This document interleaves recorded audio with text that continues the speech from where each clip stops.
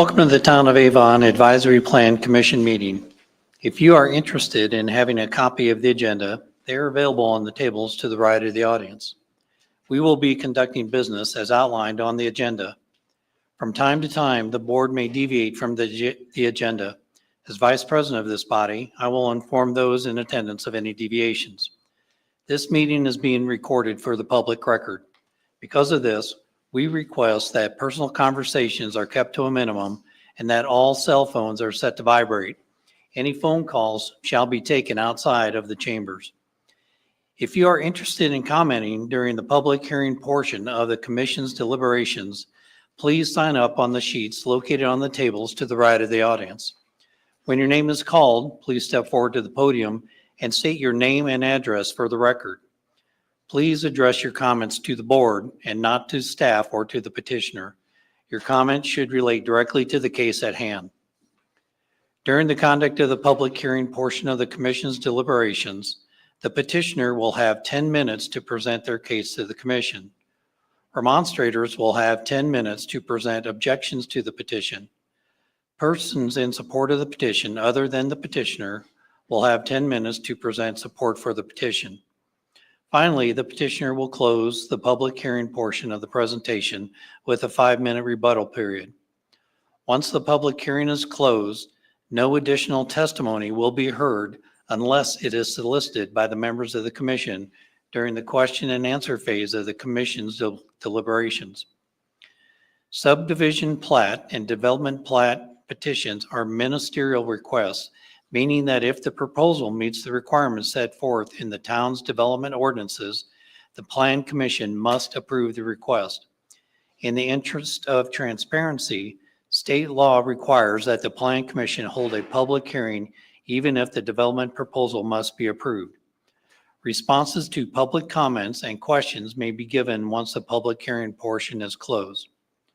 We do understand that there may be several persons who wish to speak. In order to keep the meeting running in a timely manner, we would request that you not repeat previous comments. Thank you for your assistance in facilitating a respectful, fair, and timely meeting. Again, welcome to our meeting. Please stand for the pledge. I pledge allegiance to the flag of the United States of America and to the republic for which it stands, one nation, under God, indivisible, with liberty and justice for all.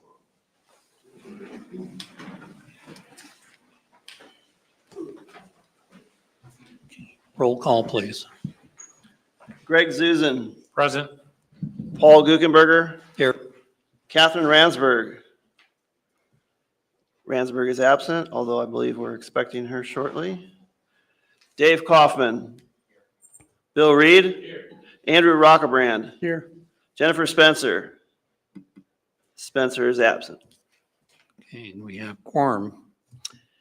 Move on to approval of minutes. Are there any comments, corrections to the October meeting minutes? If not, I'll entertain a motion. Make the motion to approve the minutes as submitted. I'll second. Got a motion and a second. All in favor, say aye. Aye. Opposed? Minutes are approved. At this time, for the public record, I'd like to indicate that Catherine Ransberg is here, and I will turn the meeting over to the president. Okay. Thank you, everybody. I apologize for my tardiness. Go ahead, yeah. While Catherine gets set up here, we'll move on to public comment. This is public comment for anybody who would like to address the commission on issues not pertaining to the cases. So anything other than the cases that we're going to hear tonight. So at this time, if anybody would like to make a comment to the commission, if you'd come forward to the podium. And seeing no one, we will close public comment. Move on to requests for continuances or agenda modifications. We do not have any.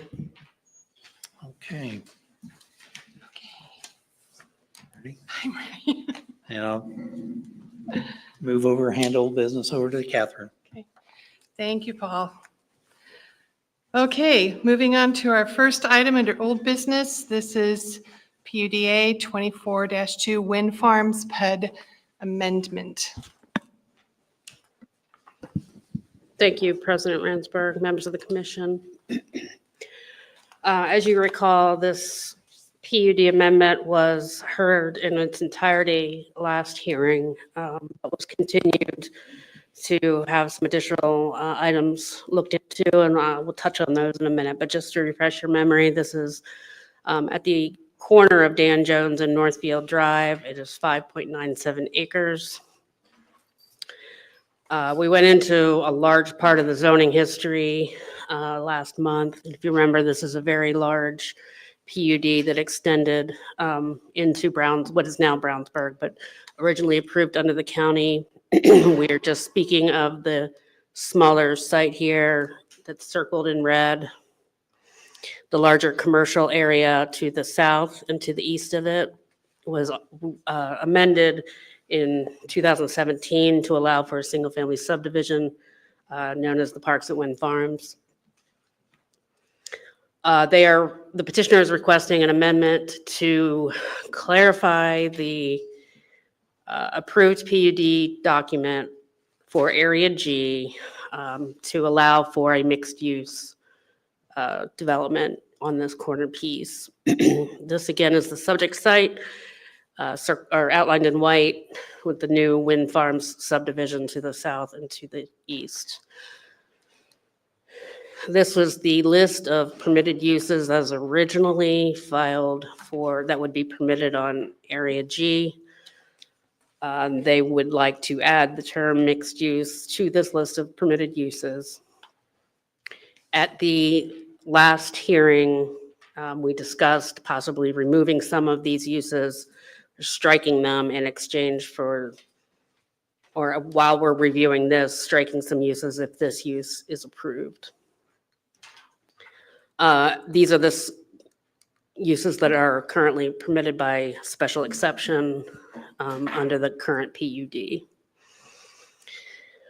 If you remember, we talked about the term mixed use and that it was not clearly defined in the original PUD. So one could argue that the proposed change would already be permitted based on how someone would interpret the term mixed use. Staff was unable to make that determination or make a determination. That's why it is in front of you. And what they are proposing is a mixed-use development with commercial and residential. First floor commercial, and then second, third, fourth floors residential.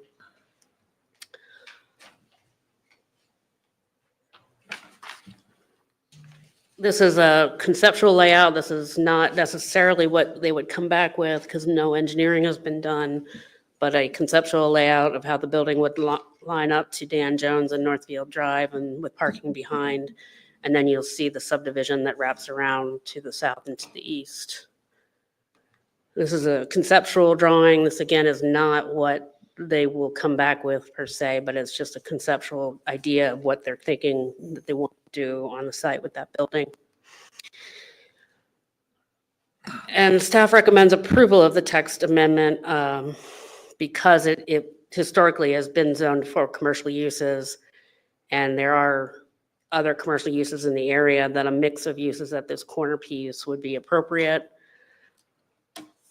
I originally said that the PUD amendment should be changed to read upper story residential, but based on the definition in the UDO, we were actually changing that one more time. I put it in the presentation.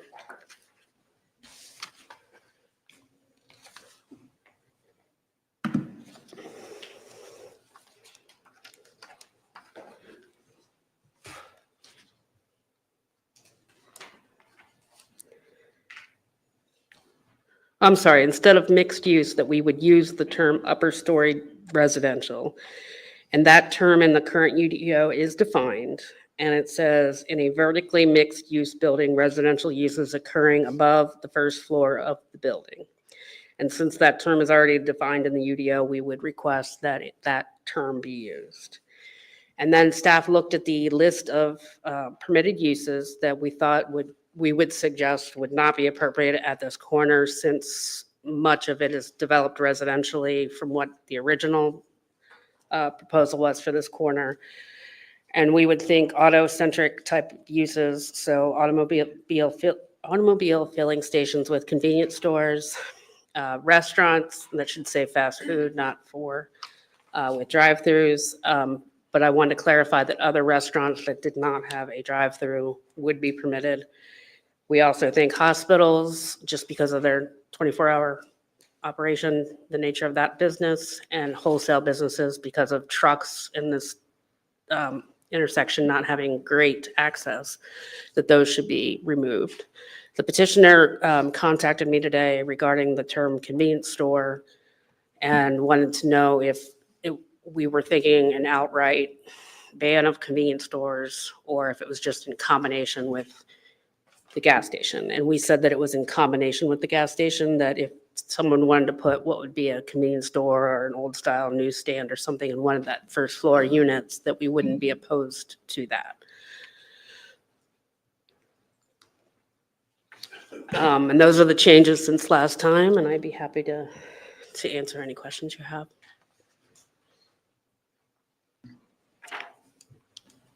I do have one question. You just said that the convenience store with gas station, but you also in the staff report indicate removing a gas station as a permitted use. Removing a gas station and a convenience store if it's related to a gas station. Right. But we would be okay with convenience market being left in. Okay. Thank you. Under the staff recommendation, it has the wording mixed use that includes multifamily and commercial. So instead, the recommendation is now upper story residential. Is that correct? It is upper story residential. It's on page 1 of the staff report towards the bottom where it says proposed use. And do we currently have any limit on the number of stories of a building in that area? The current PUD limits the height to 40 feet, but there's no limit on stories. Do you know what that height is? 40 feet. 40 feet. Okay.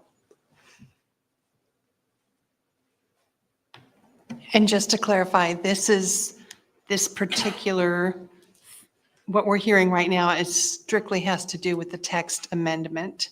Any additional issues relating to this proposal will be addressed separately, correct? This is a text amendment that would allow this use on this corner. It does not approve this site plan. A DPR would have to come back before the Plan Commission Okay. and be Just heard and approved. wanted to do that for the clarification of those who are here, so.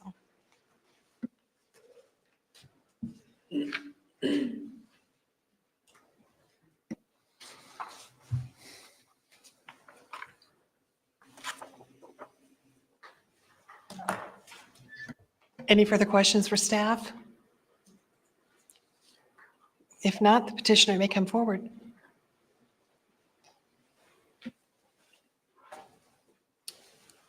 Good evening. My name's Mark Riffle. I'm at 211 North Pennsylvania Street, Indianapolis, Indiana. I'm with Taft, Stettinius, and Hollister in Indianapolis. Thank you for this time tonight. Ms. Albrand did an excellent job kind of covering the latest developments, the latest staff report. Back on November 19th, I held a Zoom meeting with the Parks at Wind Farm. Several members of the community were able to attend that hearing. We had some productive conversations about conceptual plans, about design for the potential multifamily project. We also talked about the community's concerns, specifically as it related to traffic, ingress and egress out of their neighborhood. With respect to the latest developments with the staff report, the petitioner is generally acceptable with several of the proposed revisions that staff has recommended. Particularly, petitioner is okay with the prohibition on the sale of gasoline. As Ms. Albrand noted, however, the definition of convenience store under the current PUD includes convenience stores with gas services. And so with respect to our planned development, we really would prefer to have the ability to have a convenience store in the first floor of our potential development. Additionally, with the definition of fast food restaurants, the definition of fast food restaurants is extremely broad and doesn't necessarily address drive-through facilities. It mainly relates to a restaurant that serves food that has been prepackaged for quick delivery to customers. So arguably something like a sandwich shop, an ice cream shop, that would all arguably fall within that definition. So petitioner, just wants to clarify that several of these potential uses still be allowed. Furthermore, one thing I wanted to address here today is the petitioner solely wants to seek this petition as it relates to their property. A worry we have is based on conversations with our surveyor. Area G, as defined in the PUD, may encompass properties in excess of our client's property. And as a result, we do not want to seek the removal of permitted uses on other individuals' properties. Obviously, we don't want to be taking actions that may impact the rights of others within Area G of the PUD. Furthermore, the devil's in the details of what ends up getting approved. We certainly are okay with the prohibition on removing gasoline. We're okay with the prohibition on removing drive-throughs. That's certainly something our client is agreeable with. However, we just want to make sure that several of these retail uses, hospital, doctor's offices, dentist offices, things like that will remain approved. So with respect to the community, I've since the last hearing, I've heard from several members of the nearby neighbors, had several productive conversations with those individuals. And we look forward to continuing those conversations with the neighbors as we continue through this process. As mentioned previously, there's, hopefully, assuming all goes well, there's going to be several steps along the way on this project reaching its completion. So we're looking forward to working with the Planning Commission. We're looking forward to working with neighbors in order to see this project to fruition. So if there are any questions, I'd be happy to answer.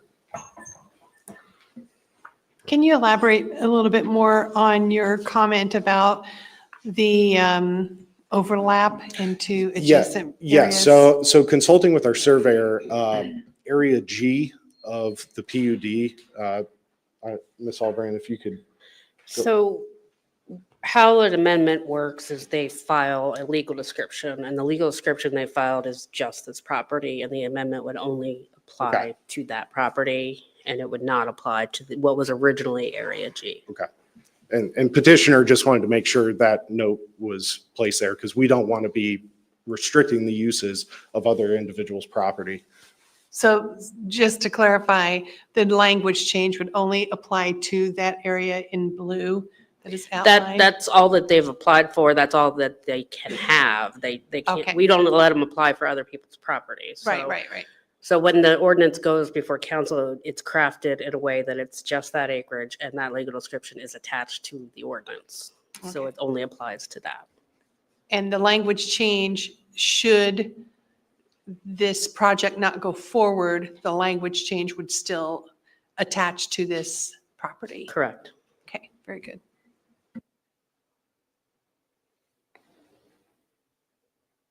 And you're comfortable with that? Yes. Any further questions for the petitioner? Okay. Thank you. Thank you. Is there anybody here who would like to speak in support of this project? Nobody having stepped forward, we will now move on to, are there any people signed up to speak to remonstrate against this project? Yes, we have two. The first one is Patty Favorite. Okay.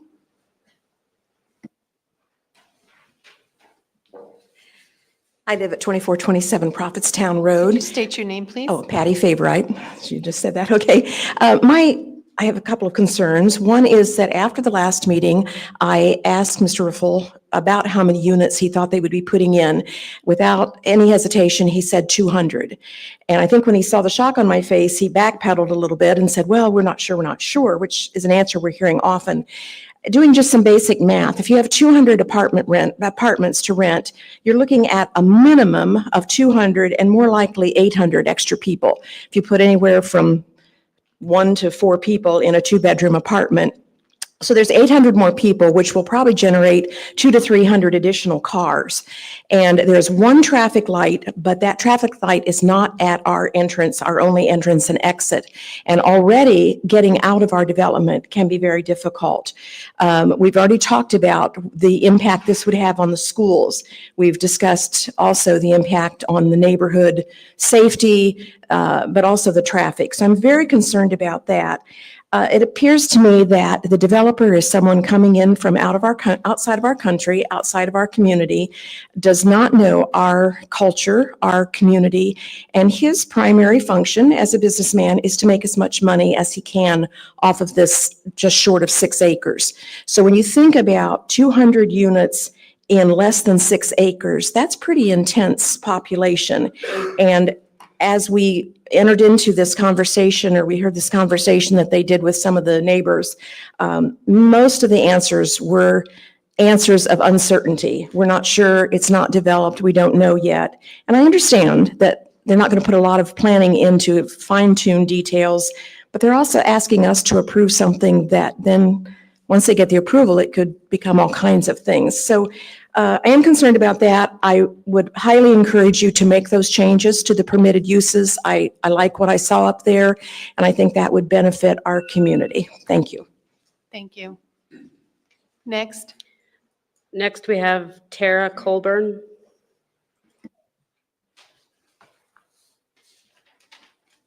I hope I make it in the 2 minutes. I've been practicing.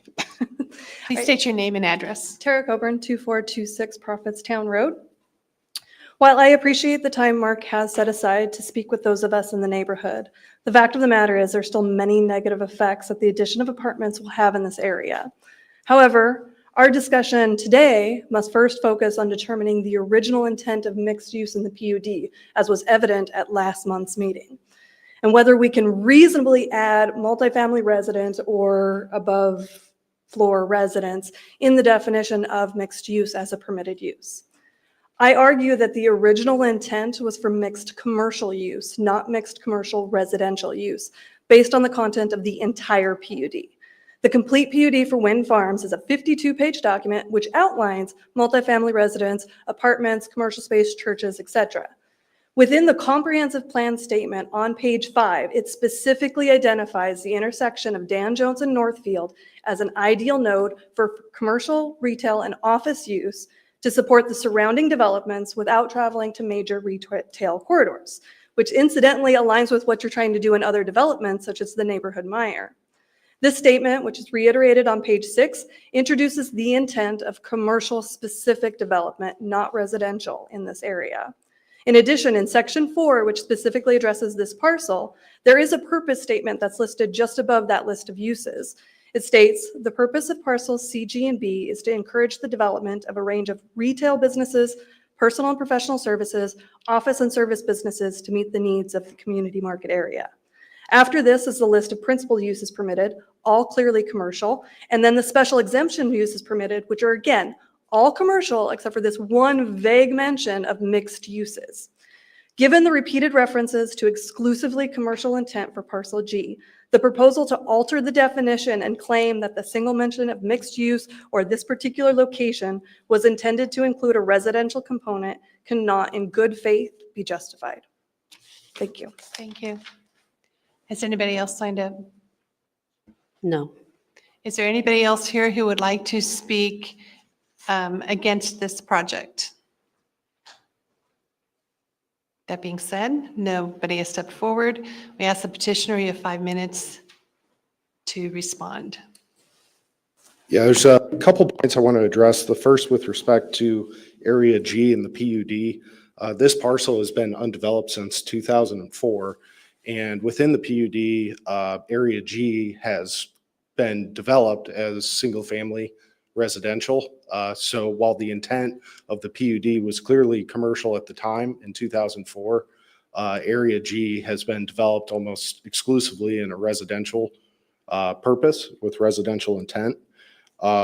So, our proposed amendment, while yes, we do want to retain the ability to have commercial uses within the first floor retail, I think given how the surrounding areas have developed since 2004, I think it is somewhat fitting given the size of the parcel.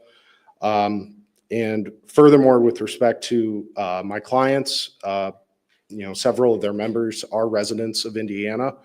They may not be, culturally Hoosiers, but they are residents of the state of Indiana. And they thoroughly enjoy this community, and they think this community is a great place for people to raise their kids and start a family. And so, they look forward to, helping develop Central Indiana. They really want to see this community grow. And so with that, I'll answer any questions you guys may have.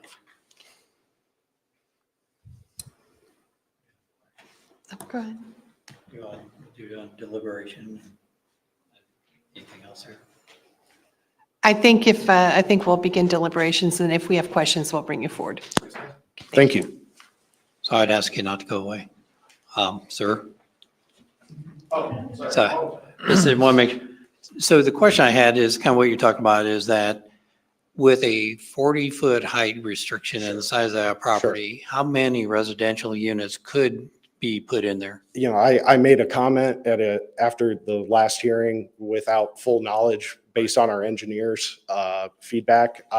They're still awaiting, kind of final approval to more formally develop their plans. They don't want to, draw a full set of renderings with a full number of units if at the end of the day it's a type of use they can't proceed with. I'm happy to inquire further with the engineer and see if potentially we could generate, some sort of estimate on the number of units given the height restrictions and given the size of the parcel and with all the other factors of the UDO. But obviously that's a large expense that our client would have to incur. So so I understand that. Would that be then, what if we put a condition of limit the number of stories that would maybe be less than 40, or that would just go up to 40, but could only be 3 stories? I need to confer with my client on that further and their engineer. So you can't tell us potential number of units, and that the limited number of stories would be something that you would want to be able to further consent you. We would further consider it. So just, if we're looking for a text amendment to what is a commercial area and having residential, and I'm assuming that your petitioner thought about residential and said, I can't really make that work to be just homes. So wanted to do commercial and residential, so apartments, to be able to make the numbers work. So so I'm just looking at we have a commercial area and a PUD. We've had these before where, hey, we haven't been able to develop that. That area has developed slowly over time.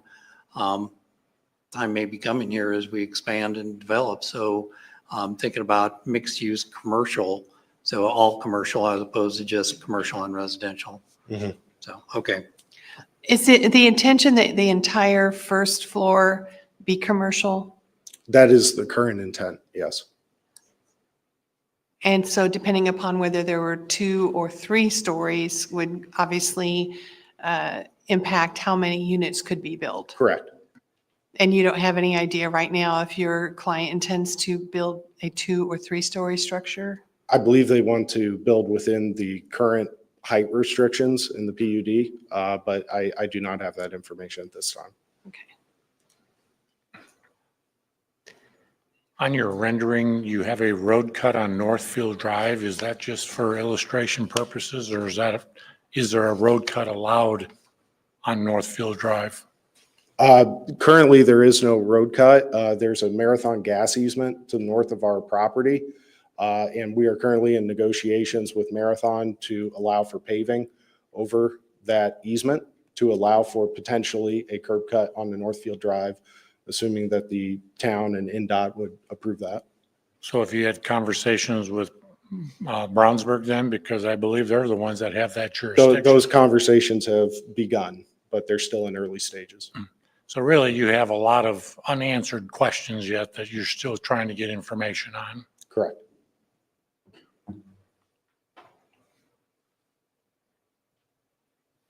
Any further questions for the petitioner? Okay, thank you. Discussion. And keep in mind, right now, we are talking about changing the language of the text. This does not have to do with any approval of the proposal itself. I think there's enough questions that are unanswered that we just leave the text the way it is till we get answers. But this is not something, this is not a language change that is specific to this project, but it would be specific to that property. If this project fails, do we want to allow the language to be changed to allow for, so that there's clarity on a future project? Well, I'm not convinced that, I'm having a hard time with the idea of residential units in that area. I mean, I think what we heard from a couple people when it comes to safety and what the original intent was with the PUD, and that's what I've seen over time with PUDs, like we can do what we originally said, so we'd like to change it to get some options to do something different than we wanted.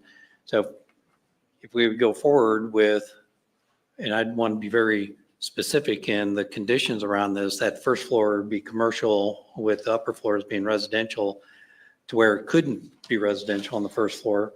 What we've seen is, well, we can't get the commercial to come. Now we want to get an amendment to change it to residential. And that's kind of what we're seeing here, is that we haven't been able to get this developed as commercial.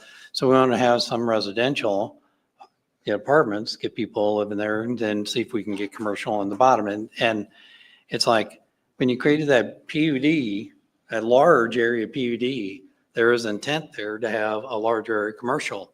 They already got relief from a lot of the commercial area to be residential. And now this corner lot on the corner of Dan Jones and Northfield would be a good commercial.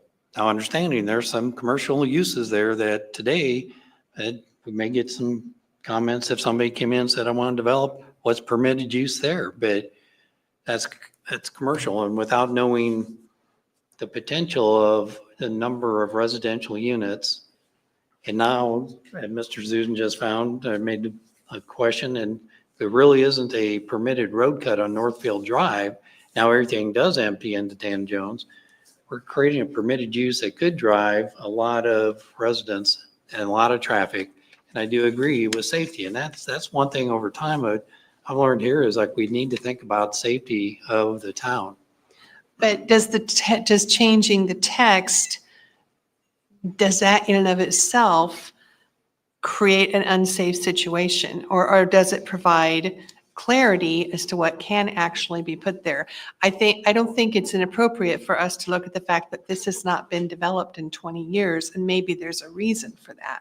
Maybe the reason is the original PUD assignment was unclear or insufficient for considering what else has gone up around it. Again, we're just talking about, this isn't about this project. Ultimately, this is about changing the text that would apply to any project, including this project. This project could fail for For this property. any number of reasons. And do we want to create more clarity as to how this property could be developed by any person or any company.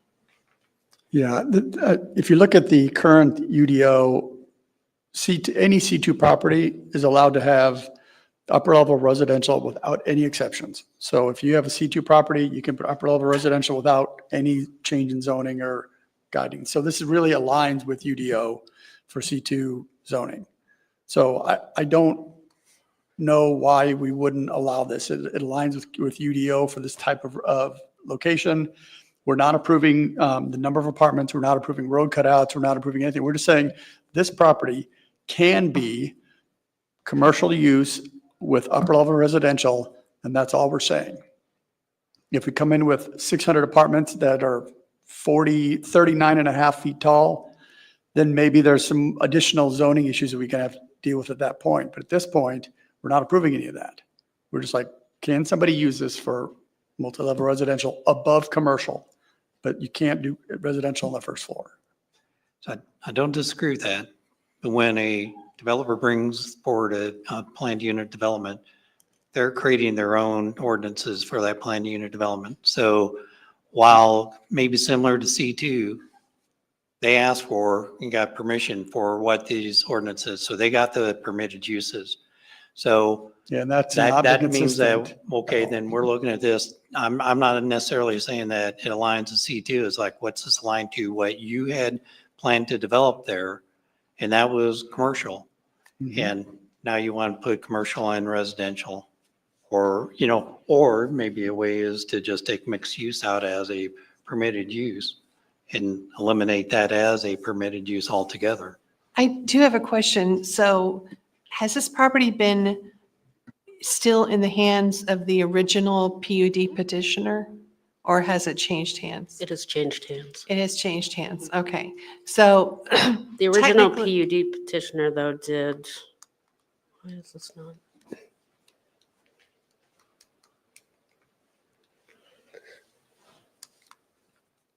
Hold on. There we go. So the original PUD petitioner came in and took the larger commercial, cut out the Parks at Wind Farm subdivision and developed that. But the corner piece has been sold out of the original developer. So the corner piece was turned, so the dotted black line was originally the whole thing. Correct. And since then, the red, the area we're talking about now, it was replatted to create two, basically. So I looked at in 2017 is when the black portion minus the red came in for the single family. And at that time, they said that nobody wanted to develop commercial in this corner, and can we please have single family residential? But we'll keep the corner piece commercial. And it was allowed to change. I do want to touch on, real quick, that the rest of the ordinance does apply in as far as number of parking spaces. A traffic study would be required over 150 units, so the curb cuts would all be looked at and addressed. They wouldn't be able to have as many units as they wanted without supplying enough parking spaces, enough drainage. I mean, it's all got to fit there. It's not unlimited amount of units. So the rest of the ordinance does apply for those types of Right. things. Changing the text doesn't remove the other obstacles that the petitioner would have to meet in order to go Correct. forward with this project.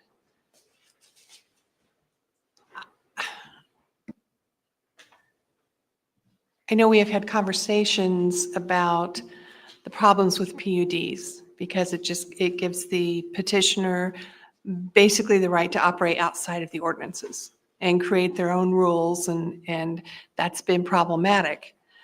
And part of our new UDO was to try and eliminate that so that we had more consistency. I agree that the text change is more consistent with what we have in our UDO now. I like that. And again, this is about changing the text, not about anything else having to do with this specific project. Who requested the text change? The current owner of this corner piece of property. And the reason for that change then was? They wanted to develop a mixed-use project. They first came to me asking if that mixed use listed in the text allowed this, and I was uncomfortable making that determination. I believe that's why we asked for the continuance, so there could be, so you could do a little more background and check into that and come up with some appropriate language if Mhm. necessary. And then the prohibited use list as Yes. well.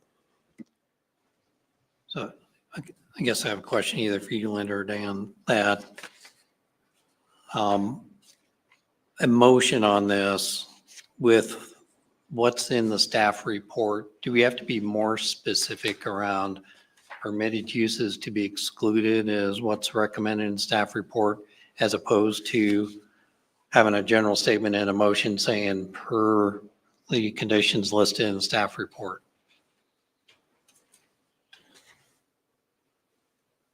That might be a Mr. Taylor question. I would rather be more specific than less specific on those, any exclusions or removal of permitted uses. I just think being as clear as you can with any conditions, commitments, any of that, it's always better to be extremely clear because down the road, your administrator has to administer the exact terms of your approvals. Thank you. So we were talking about this, that, and we have listed here, staff has said automobile filling stations would be excluded as a permitted use. Convenience stores, then we heard a discussion that convenience stores has with automobile filling station, which I believe staff agreed that it'd be a convenience store with filling station. Restaurants with a drive-through, so that just restaurants with a drive-through, not all restaurants. Hospitals and wholesale businesses. Those would be new exclusions. So we Permitted use. would be clarifying convenience stores to convenience stores with gas stations as an excluded. Which I would think that I we think wouldn't that's the have only to mention that, clarification. would we? Yeah, I think you could probably strike number 2. Yeah, I agree. Oh, to strike number 2. Yeah, Strike that number makes sense. 2, because the automobile filling station Yeah, that meets it. would only be there, I mean, the convenience store would only be there with the automobile filling station, so they're related enough. It's just because they were listed separately in the permitted use, I threw it in, but then after more thought, I don't think it needs to be in there. And I think your description on item 3 clarifies that fast casual is permitted, it's the fast food with drive-throughs. Their thing was brought up and not generally supportive of this text change, but what Greg had brought up too about the road cut is that, perhaps we ought to have a condition that a road cut is required to be able to allow mixed use. Now, this is where I looked at the staff and both Linda and Dan here on helping us at a condition like that. Because if they don't have a road cut, everybody's looking at this going, well, there's a road cut on Northfield, but there's not an approval for a road cut yet. From what That we've feels heard. like micromanaging to me. This is time for conditions. But we're talking about a text change, not a plan approval. This is an opportunity to apply conditions. Even with the text changes, changes PUD.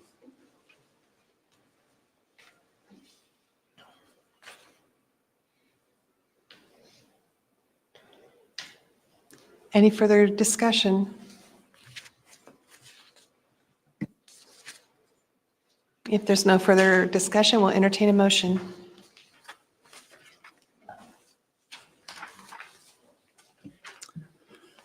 I move that we forward a favorable recommendation to the town council for PUD A 2402 Wind Farms PUD amendment, a detailed amendment to a planned unit development to allow for mixed commercial and residential development, subject to the conditions listed in the staff report, with the exception of striking item number 2 for convenience stores to allow for convenience stores, since it has satisfied all the requirements for the planned unit development amendment under state law.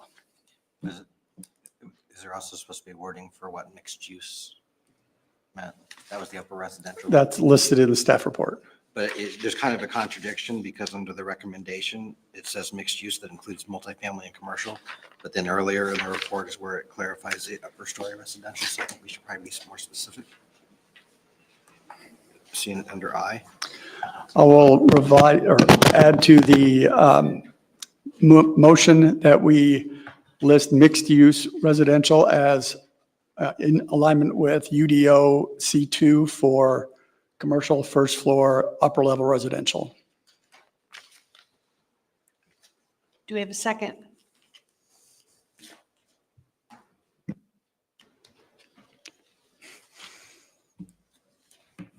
Not having a second? Do we need to have a motion, one way or the other? Would anybody like to make an amended motion or in a different motion?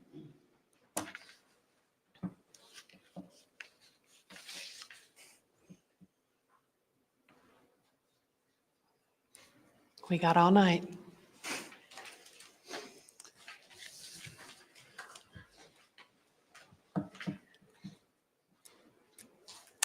So what are the hangups? What is the hesitancy that we have? I know where Greg and Paul, so from the members who have remained stoically silent. I'm kind of on that side too, where it doesn't, for the whole PUD, it seems like the intent was for this to be commercial. And so much of it has already been sliced up and made into residential. I'm hesitant to say this should also have people living there. Bill? I would agree with that. I don't think the case ultimately has been made to make the amendment as presented. Okay, so would anyone like to present a motion?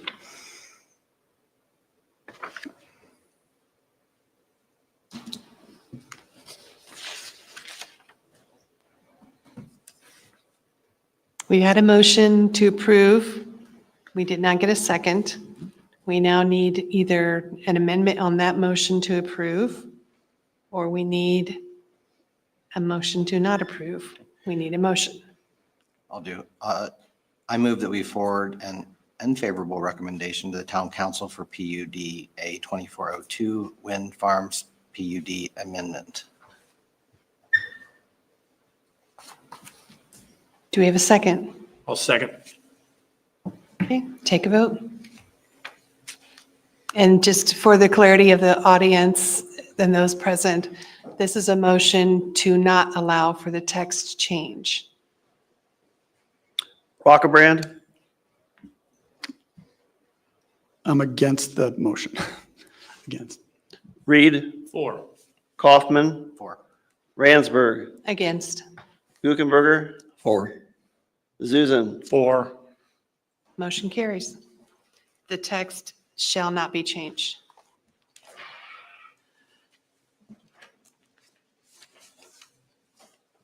Moving on to second agenda item for old business, ZA 2407 Meyer rezone.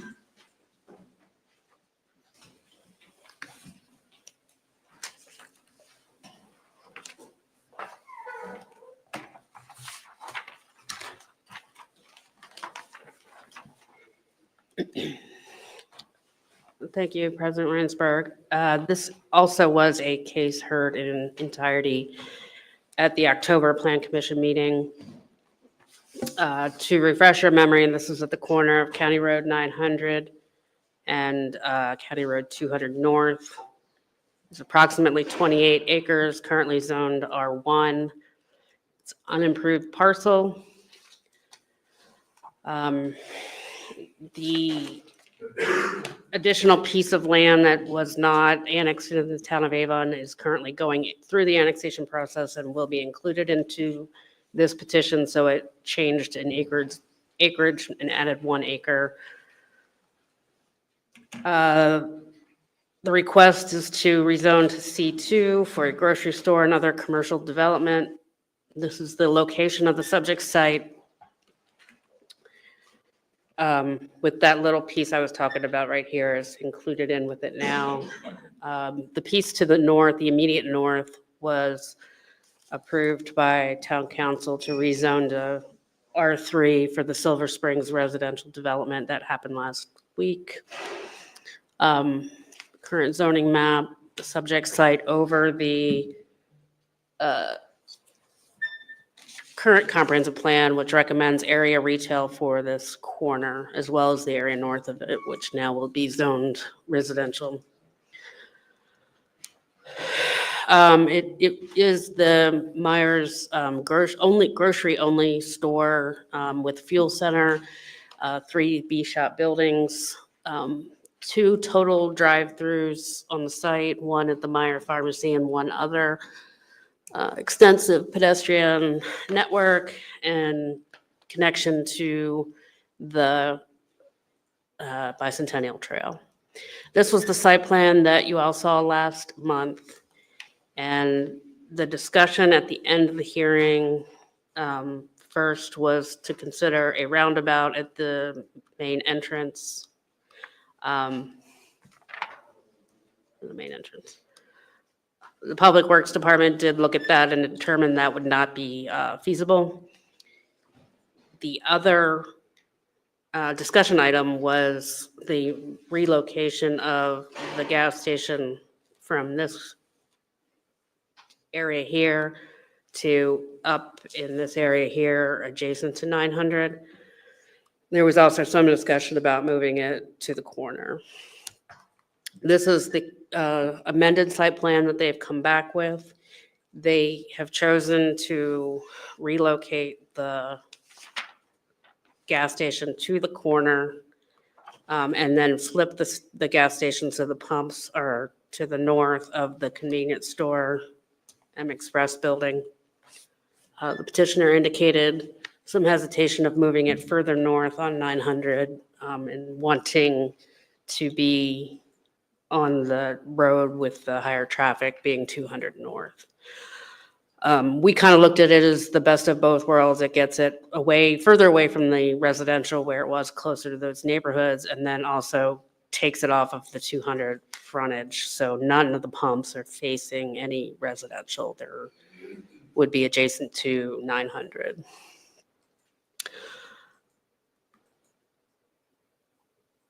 These are the conditions from last time, and that we request that it be generally consistent with the new concept plan that's been filed with this petition.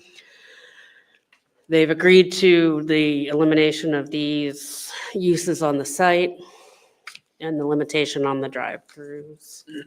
And with that, I'd be happy to answer any questions.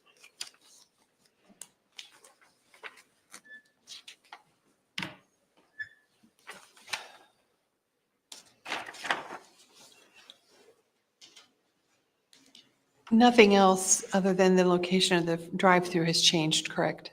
The gas station. Or the gas Yeah. station, sorry. That's correct. Well, they moved they had a gazebo here that was over here. So it's been relocated, but they still have all of the facilities. But the store itself is in the same space? Store is not changed. Yeah, outbuildings are basically the same. Correct. Okay.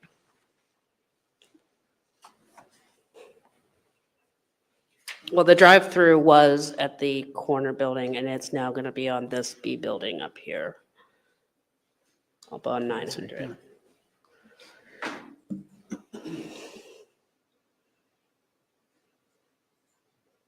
Questions for staff?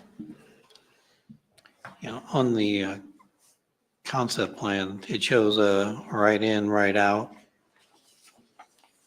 Is there a median there, or is that past the median? So there is a median here.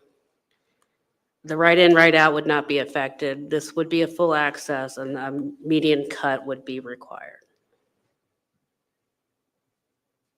Okay. Looks like there's 2 right-in, right-outs. There's one on each street and 1 full access on each street, so 4 total. So you have a median on 900 that goes past that right in, right out. Here, There, correct. yes. But then further north is the full access. This up here would be the full access for the truck deliveries and such, yeah.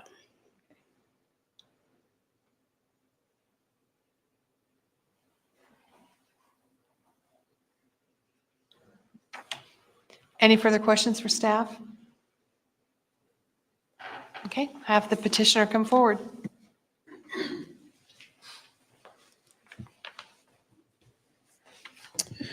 Yes, my name is Brian Smallwood with Wolbert, 4454 Idea Center Boulevard, Dayton, Ohio. Really, I think that, based on our last meeting here, I really think Linda has summed up everything. After last month's meeting, we again worked with staff and the folks to take a look at that roundabout. Obviously, it was deemed not appropriate, not feasible there. And then as well, in looking at some configurations of the proposed fueling station, what we determined is that this area on the corner is as Linda mentioned, sort of the best of all worlds for both us and for everyone surrounding it. One thing that's not shown here that it's kind of difficult to illustrate, but if you can see the building itself, on either side of that building and also along 900, there is in this configuration, by moving the fueling station like this and turning it 180 degrees from what it was previously, we've developed a fairly substantial green space area flanking either side of the building, as well as along 900. That allows for some additional mounding, landscaping, the types of treatments that during the final project and plan development stage would allow us to provide for additional screening, lighting, that sort of thing. So, oh yeah, thank you, Linda. I think you can, and what have I done? I don't know what happened. Okay, excellent. Thank you so much. Yeah, this probably illustrates it a little bit better.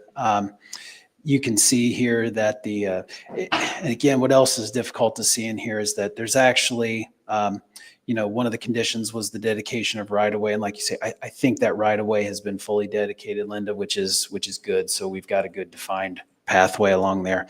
Also, there is a significant electrical easement that runs all the way along this area.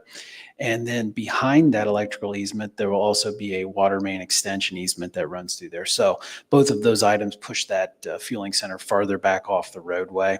And then when spinning at 180 again, you get the ability to have the multiple layers of landscaping from the roadway to the building.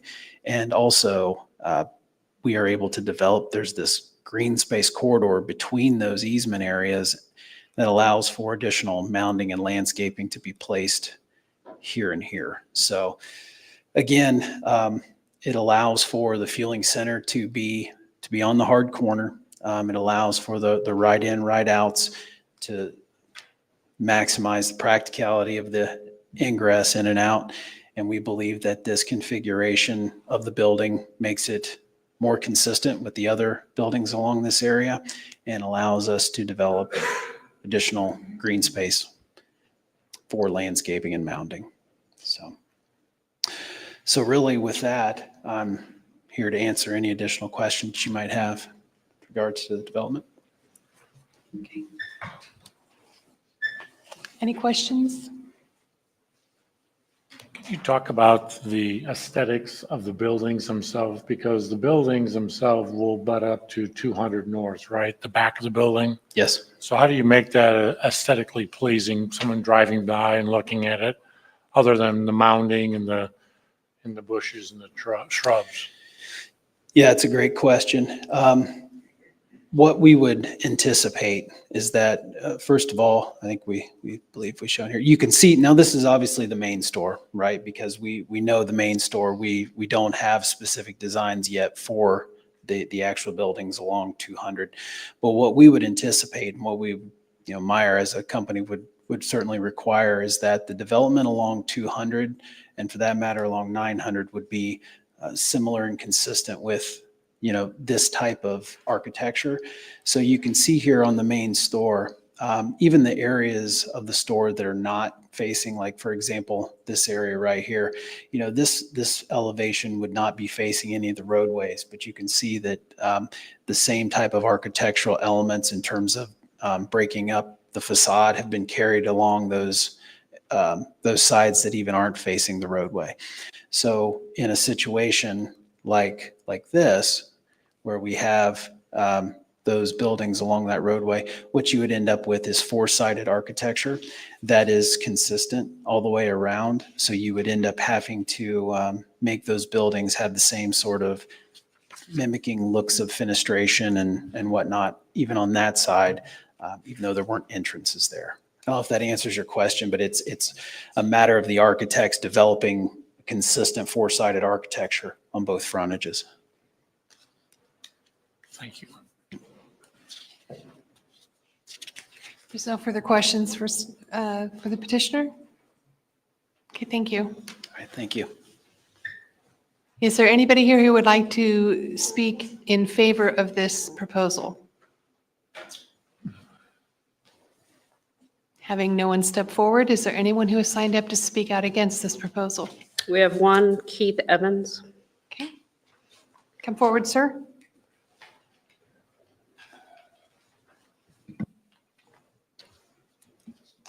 Can you bring up that, about the permitted use thing up there? We need you to state your name and address, sir. Keith Evans, 8989 East County Road 200 North. Thank you.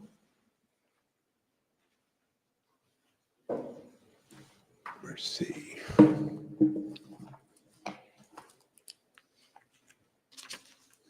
Okay. By looking at the list of the non-acceptable permitted use list with the gas fueling station, being on the list as 4C, how can this Meyer plan be approved use for this property? Would any of you on this board want to live with a fueling station in your front yard or just across the street from you with all the smell and noise and lack of privacy at all hours of the day and night, with headlights shining into my living room?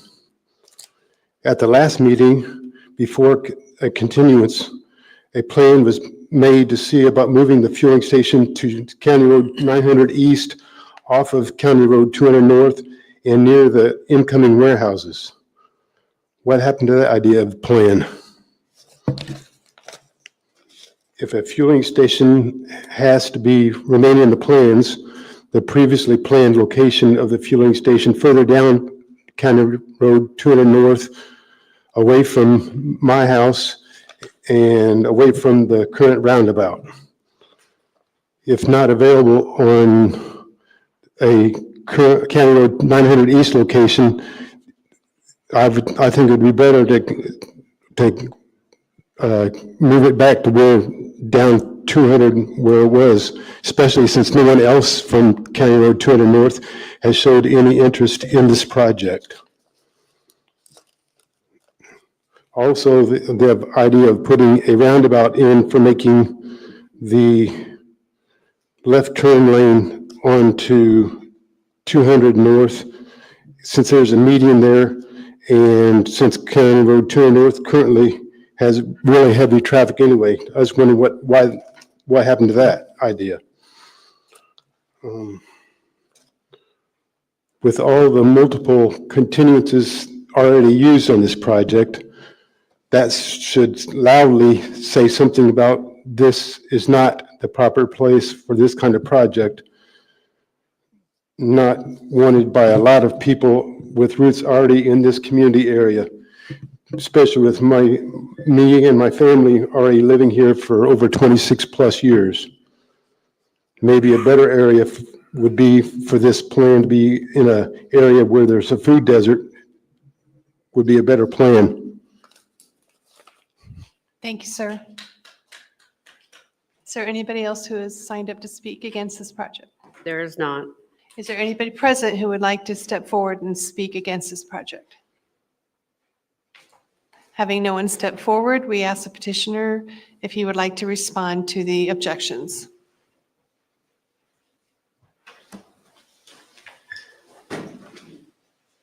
Yes, don't have a lot to add here, but just wanted to provide some further clarification there. So, I spoke a little bit earlier about the ability to have some additional mounding and landscaping, et cetera. The idea behind that really is that and understand the gentleman's concerns about the lighting, et cetera. But with the green space that we have available to us there in this configuration, it gives us enough space to properly mound the area and place landscaping on top of it so that it blocks the headlights that would potentially be shining towards that right away. That's a concern of ours, and that's one of the reasons for the design of this in this corner. I would also go on to say that the rear of the M Express building, which would be the frontage now, is also an unlit portion of the building.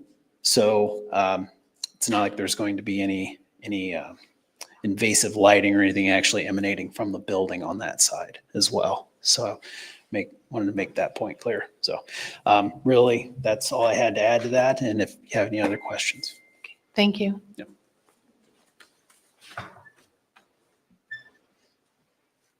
Discussion.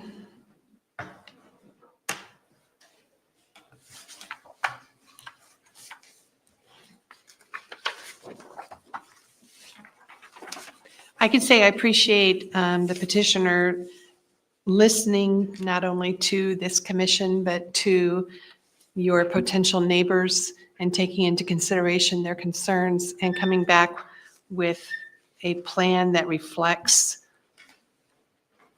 that consideration. Yes, I'd like to bring up, the gentleman had asked a couple questions in his comments here about the restricted or prohibited uses, and where C says no a gas station, convenience store, it also states other than the fuel center associated with the grocery store. So there is an exception for that. That's why the fuel center is part of this development. As far as, and I think you'd ask about what happened to the roundabout. Public Works had looked at that and found it, I believe staff said, not feasible to put a roundabout on 200 North further down away from the current one. My understanding is that it wouldn't be warranted for the traffic and it would be too close to the existing roundabout to be a safe maneuvering for that, for that access point. I guess I'd like to ask the petitioner to come back up though, and we talked about last meeting, the filling station on 900. So why not on 900 as opposed to being located right on 200? Yeah, when we looked at the fueling station being placed on 900, there's a couple things that happen with that. When you position it, and quite honestly, as that site moves farther off of 200, which is where your primary traffic is coming from in this area, it becomes much less convenient for folks to get in and out of that facility. So that is one factor in it. Also, the configuration to make the truck circulation, delivery truck circulation work caused us to have to shift the parking field in the Meijer main store itself a little bit further to the west, which I know that part of why we have made some of the site plan changes we have is to try to pull it as far east as possible away from the adjacent residential to the west. So given that the frontage on 900, the accessibility practicalities of it, along with pushing the store to the west, we felt like if we could accommodate the fueling center on 200, moving it farther away from the residential to the west while still trying to accommodate what we know were concerns across the street by developing the area to be able to screen that more heavily from the south side of the street, that we felt it was a pretty good compromise for all parties involved in that. Further away from the residents to the west, more ability to screen to the residents to the south, while still allowing for the practicality of access that makes the fueling station more commercially viable. Thank you.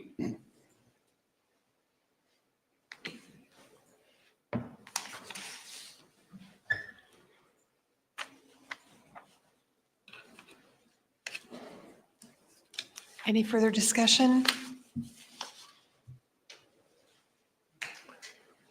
I agree with you, Catherine. They've listened, they've made a lot of changes, they've flipped the property from the way it was originally presented to us. And with the setback from the road with the different utility easements in there and the mounding, I believe they've listened to us. I like the fact that there's more green space flanking the gas station here that creates more landscaping opportunities just from an aesthetic point of view. So I appreciate that. If there's no further discussion, we'll entertain a motion.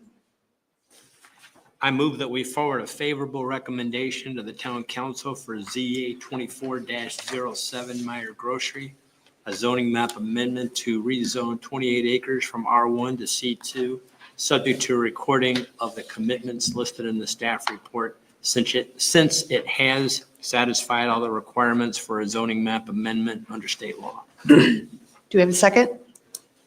A second. Having had the motion and a second, we'll now take a vote. Kaufman, 4. Ransberg, For? Kuchenberger, 4. Zuzen, 4. Rockebrand, 4. Reed. 4. Motion carries. We now move on to new business.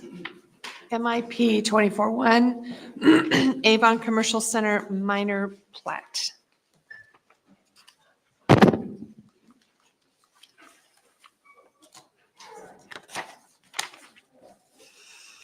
So the minor plat before you here, the Avon Commercial minor plat is also includes the Wawa property. So it's the same property that we're about to see the DPR on the next case. The overall plat is 4.73 acres located at the corner of County Road 100 North and 800, which is Dan Jones. It was rezoned several months ago to the C1 and C2 districts. And this would split the plat or the land into 3 lots for development. This is the subject site at that intersection.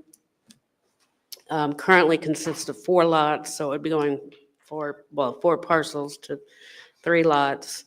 It's a church across the street, substation to the north, and school to the north, single-family residential to the east, and then the self-storage to the south, as well as the undeveloped commercial piece immediately south along Dan Jones. You might remember this from the rezoning, when we had the Wawa in here for rezoning, that they agreed to rezone just what they needed for the convenience store to C2, and then the remainder of the site to C1, and that it would be broken into 3 lots like that. And that is pretty much what they've come back with. This is the proposed plat. So lot 1 would be this one up here. It would be zone C1. Lot 2 would be the Wawa lot here, currently improved with a single-family residence, as is lot 1. And then lot 3 would be the longer lot, north to south, currently improved with 2 single-family residences. I did not include the Wawa development on here, but you'll be seeing that for lot 2. Because it's under, or it's 3 lots or less, it qualifies as a minor plat. No waivers have been requested, and it would comply with all standards of the subdivision control regulations of the UDO. And I'd be happy to answer any questions you have. Can you remind the commission and those present what type of development would happen in C1? So it would be available for development under the C1 regulations, and I'm speaking of lot 1 and lot 3. There are no proposed uses for those sites yet. Lot 1 and lot 3 under C1 could be developed with a range of uses, not except for the heaviest commercial uses, so no auto-related repair, sales, that sort of thing. A gas station, a second gas station would not be permitted, but general retail, office uses, that sort of thing would be permitted. Do we need to add prohibitive uses to this? This is a minor plat and not a rezone, The answer is no. correct? Sorry, Greg. I seem to respond better with a yes or a no answer. So looking at the permitted use table, which you have so lovingly provided to us so that we can refer to it, looks like permitted would be nursing home, childcare facility, community center, government, hospital. There's quite a few, less retail oriented. Retail would still be allowed, but But also things like library, library, yeah, museum, anything that schools. has outdoor and automotive centric would not be allowed. Some restaurant types would be allowed. Yes. Okay. Gentle commercial, I might call it. Questions for staff? Okay, have the petitioner come forward.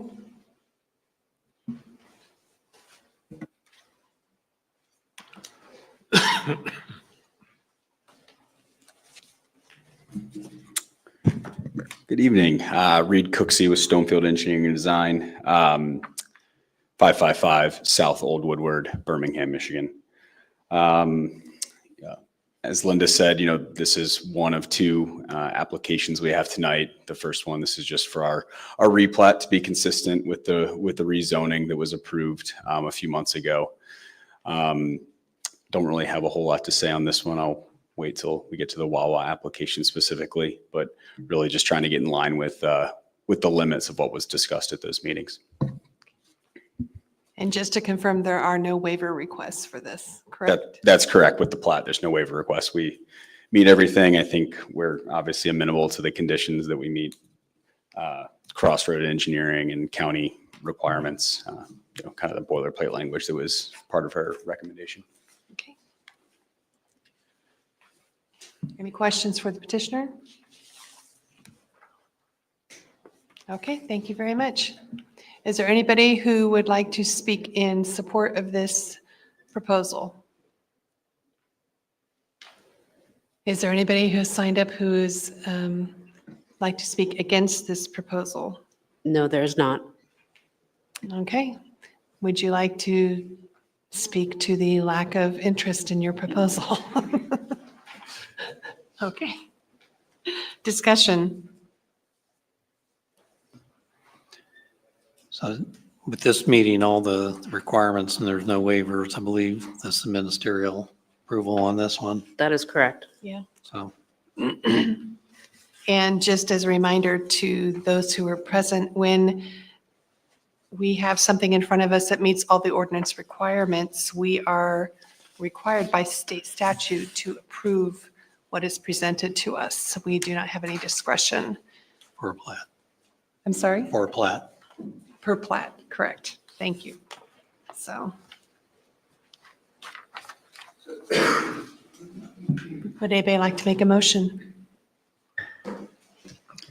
I move that we approve MIP 2401 Avon Commercial Center, a minor subdivision plat dividing 4.73 acres into 3 lots, subject to the conditions listed in the staff report, since it has satisfied all the requirements for a minor subdivision plat under state law and subject to approved findings of fact. I'll second.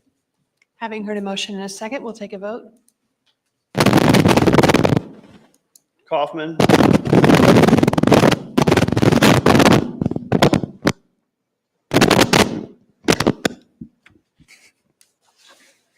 Ransberg, 4. Guggenberger, 4. Zuzen, 4. Rockabrand, 4. Reed. 4. Motion carries. We now move on to our second item under new business, DPR 2415 Wawa Gas Station.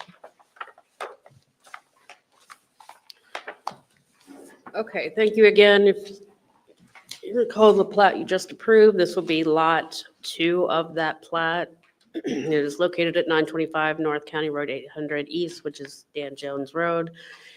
It is 1.77 acres of that 4+ acre parcel you were looking at earlier. It is zoned C2 per the zoning amendment approved earlier this year by the town council.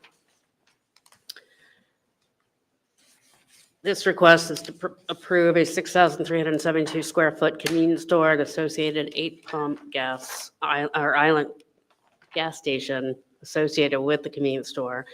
And then a waiver request for a reduction of the 5-foot foundation planting requirement along a portion of the front of the building.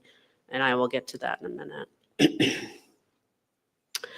Proposed plan does meet all standards of the UDO with the exception of the one waiver requested. The dedication of the right-of-way of Dan Jones has been shown on the plat that you just approved.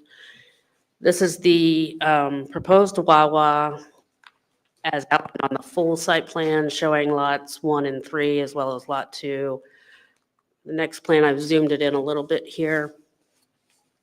So existing or convenience store proposed here, 8-pump island gas canopy and fuel islands, entrance onto Dan Jones. This would provide for an entrance in between lots 1 and 3 to get up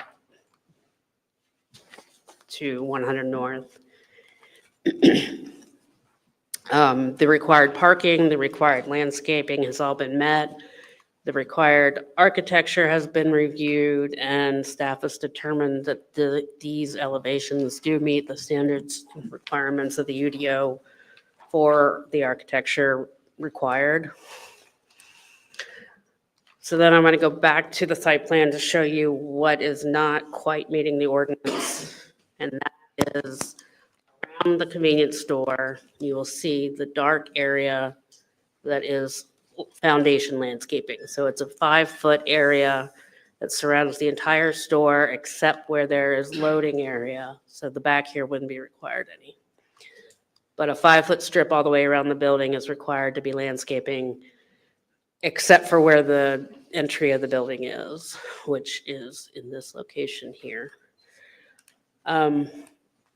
Staff determined that they got pretty close to meeting it, but we think that they didn't quite get it all up in here, that area where that bump out ends could be filled in.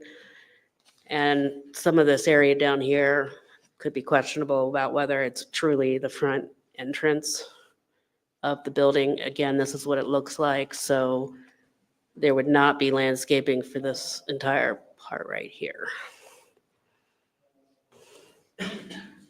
Going back to the site plan, the petitioner indicated that this area up in here is where some of their vendors do staging to load product into the store. We don't believe that that's sufficient to grant a waiver because the loading area in the back is where loading should occur into the store. We have some concerns that this area in here might be used for an ice machine or propane or something like that, but that there's not been justification shown to grant a waiver. I have distributed to you tonight a sheet that's called revised findings. Reed, did you get this? I got it. Okay. So there are 2 different sets of findings in the ordinance. One is called design findings and one's called design standards and one's called development standards. And there are 2 different sets of findings for each. And the petitioner submitted the design findings, and I mistakenly thought that the landscaping requirements were in the design standards, but they're not. They're in the development standards. So there's a different set of findings. So I've given those to you today. They're numbered 1 through 5. So look at those and not the ones that are contained in the staff report. The first one, the proposal does not create conditions detrimental to the public health, safety, and welfare. Staff would submit that they have not met that finding, that there's not been enough evidence shown that the foundation plantings could not be provided. Number two, the proposal is harmonious with the proposed purpose and intent of the zoning district in which the project is located. The proposal would provide less than required landscaping with no alternative proposed. The site could be redesigned to provide for the required landscaping, so we think that finding has not been met. The proposal enhances the overall development plan, the abutting streetscapes, the neighborhoods, and surrounding areas. Since it would provide less than the required landscaping, we did not think it would enhance the overall development plan. Number four, the proposal does not produce a site design that is impractical or detracts from the appearance of the proposed development in the surrounding area. Since it would reduce the landscaping, it would detract from the appearance of the proposed development. We think that finding has not been met. And number five, the proposal provides for site design characteristics such as increased pedestrian connections and enhanced landscaping, tree preservation, or public art. And that finding specifically talks about enhanced landscaping when reduction in landscaping has been proposed. So we also think that that finding has not been met. We think the site could be redesigned slightly to move the building slightly or not provide for whatever that concrete area in the front is proposed to be and put in some foundation landscaping in that area. Again, the elevations submitted appear to meet the architectural standards of the UDO. It just went, and then staff does recommend denial of the waiver request because of the findings I just stated to you. We do, however, recommend approval of the DPR subject to the 4 conditions on the screen today, and I'd be happy to answer any questions you have. So one question I have, just to make sure that if the waiver is not approved, the DPR still is being met. So they'd have to meet the landscaping requirements. And So number one on here, I put any revised plans must comply. So if you denied the waiver, they could still submit revised plans that complied with that section of the ordinance and we could review that. So I do believe you can approve the DPR if you deny the waiver. So DPRs are ministerial? If They are. meet- So if the waiver is not approved, is it still ministerial?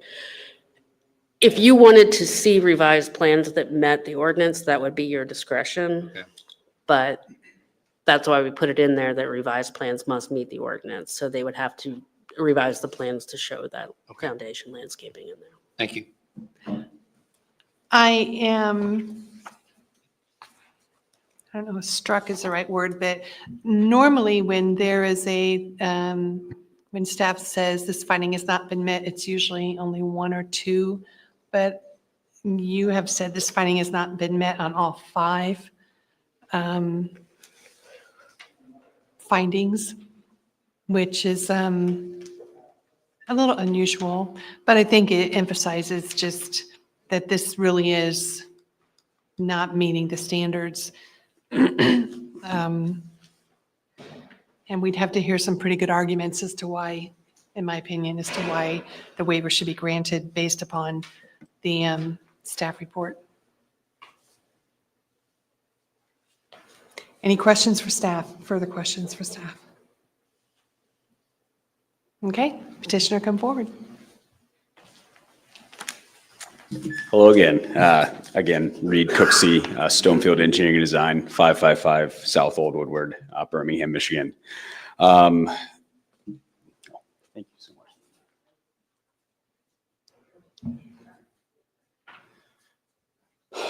much. Again, Linda did a great job kind of articulating our case here. Again, you guys have seen the site. We've talked about Wawa, so I'm not going to get into that. I'm hopefully here to provide the as Catherine said, the good reasons on why our waiver request should be granted. So kind of a brief summary here, about Wawa. We're going with a 6,300 square foot building with 8 pumps, and as you guys saw, a pretty attractive facade. You can see on the layout now, the substantial landscaping that we are providing, which does meet the UDO. Couple of items that kind of, I guess, pushbacks that we have with some of the findings regarding health and safety and kind of the wording that we all use. The reason why we are providing the foundational landscaping everywhere except the area that's provided, Linda touched on one of the pieces, is we do have certain vendors that when they do deliveries, they come through the front door, and that is used as a staging area. It is not an area that any sort of water tanks or propane tanks or anything like that get placed. All of those are in the rear of the site. This is specifically an area that we like to keep clear for the ADA movability. We like to go above and beyond with ADA path and egress there, as well as, like I said, there is some vendor staging. Another aspect is the bump out right there that we don't have any, sorry, Catherine, this bump out right here. That's where our bike parking is. So we have our bike rack there. So that's the reason why we didn't actually turn the corner as we did on the south part, like we did with this bump out. And then one of the other kind of main focal points and really where the pushback is if we look at the elevation, this front bump out is all glazing. It's a really attractive feature of Wawa. It kind of shows, above and beyond glazing standards that we go everywhere. Oh, I think I clicked a button. Oh, I guess I can kind of show you here. So you can see kind of the above and beyond glazing that is underneath the canopy.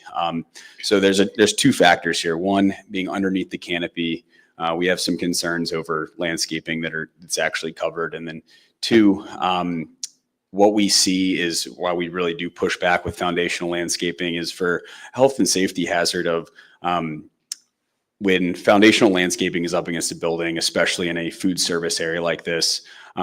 One, it can attract trash. We have very diligent employees that go and clean it up, but that's just the nature of a convenience store. And part of that then attributes to rodents, which we want to keep outside of the stores, and having foundational landscaping around it provides them an opportunity to burrow, potentially find cracks to get into the stores and impact that. So that is especially true around a front glazing area where it is thinner and things like that. So that's kind of where we are pushing back, and why we are requesting a waiver is because we do feel that by not providing it, we are providing a better site.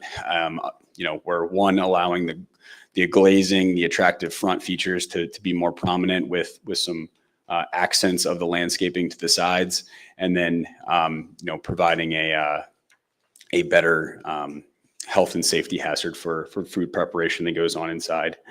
And then one note I did want to put down, providing improved site design. We are providing as much and more shrubs in the existing foundational landscaping than what is required, as well as additional screening to the residential. That's where we found an opportunity to go above and beyond. As far as community art or anything like that, we'd be open to suggestions, but again, we don't feel that there's a good opportunity to have kind of a community hangout area right along Dan Jones there. So I'd be happy to answer any additional questions. Again, we meet the rest of the UDO. We will absolutely meet the conditions that will meet crossroad engineering comments and things of that nature. I just wanted to have a conversation about why we are requesting the waiver the way we are. So I do have a question on the front elevation where you have like the number 5, which is just to the left of the V-shaped pillar. That's where there would be bike racks. Yes, there's bike racks kind of in that nook over there, I guess you would say. Our required bike rack area would be right in there. You're okay. Yeah, and that's indicated on sheet C4. You can see we call out our bike rack over there. I think by the UDO, it's required to be as close to the entrance as possible. Can't remember the exact. There we go. Yeah, it's right here. That little line. Bike racks aren't big, but that's our bike rack that meets the ordinance requirement.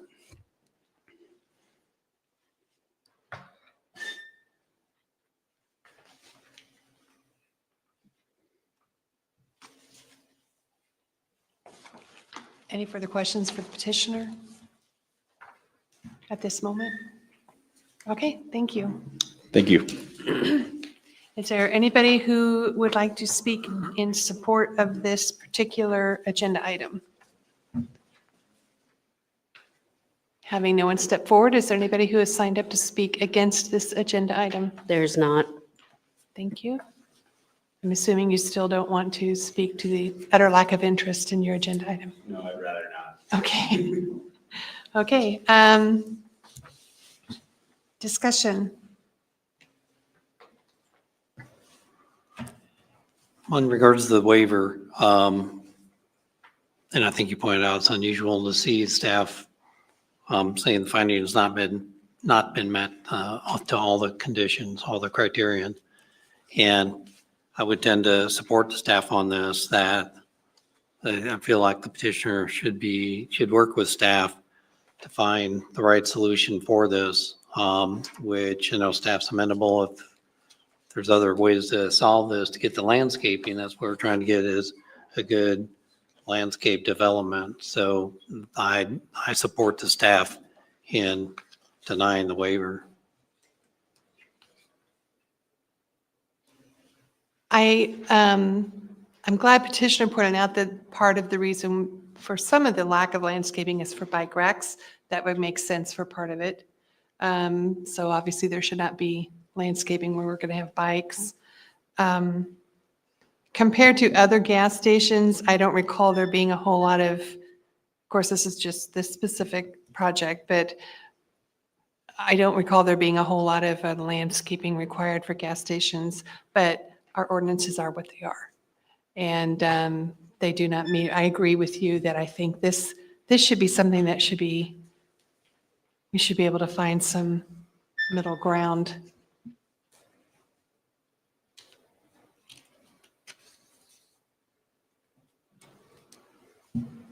Any further discussion or comments? Yeah, is there any idea from staff on how much more landscaping would be required to meet the ordinance? We're talking 5 linear feet or? So the ordinance requires 5 foot all the way around except for loading areas and doorways. And if Okay. you go back to the elevation, that doorway is just that one small spot. Okay. I will point out the site is extremely overparked, so the area right in front of that area could become staging area, or the bike racks could go to that area. Okay. Thank you. So, and Linda brought up too that in the DPR, there's a condition of working with staff, I don't know what the words are, but to revise landscaping plans. So if we would deny the waiver, part of that would be, unless we're saying we want to see those landscaping plans and bring those back before we approve the DPRs, like work with staff to meet all the landscape requirements, and that staff would support and agree to. So I don't feel like the waiver is justified. And I support staff and agree that the waiver should be denied. I don't, to your point, yeah, we don't see a lot of landscaping around perimeters of gas stations. That's what has been, we're looking at what's going forward, and I think Wawa themselves has said it's a quality development, and looking forward to that, but this is just one piece of that development. I don't see any reason why we can not go, I don't see an impediment to going forward with the overall approval, even if we deny the waiver. We do trust our staff, and we understand, that they know what the ordinances are and are going to be willing to work with any petitioner to bring them in compliance, wiggle room all the way around. Any further discussion? So the question I would have is, if we deny the waiver, approve the plan, does that mean that any additional reduction in landscape area would have to come back in for another waiver? Or can we say, we trust you, work with the petitioner? So they would only be allowed to come in with revised plans that comply with the UDO. They would not be able to do any reductions at all. So they would come back in with a landscape plan. I say, yep, there's your 5 feet. You're good to go. But they could not reduce it anywhere else. And me approve that as the director. That would have to come back. Okay. So anything less than what the ordinance requires would still require a waiver. Correct. Okay.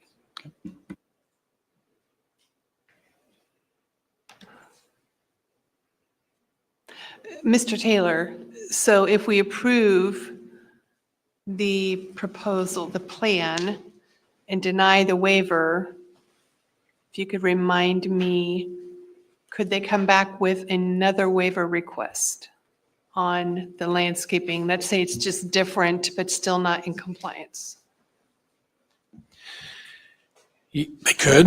I mean, what you would be doing if you deny the waiver and approve the DPR with the condition that they submit a compliant landscaping plan, they could do that and work toward building permits, or a petitioner can always come in and request another approval from you on an alternative plan, Another waiver. another waiver with some other plan.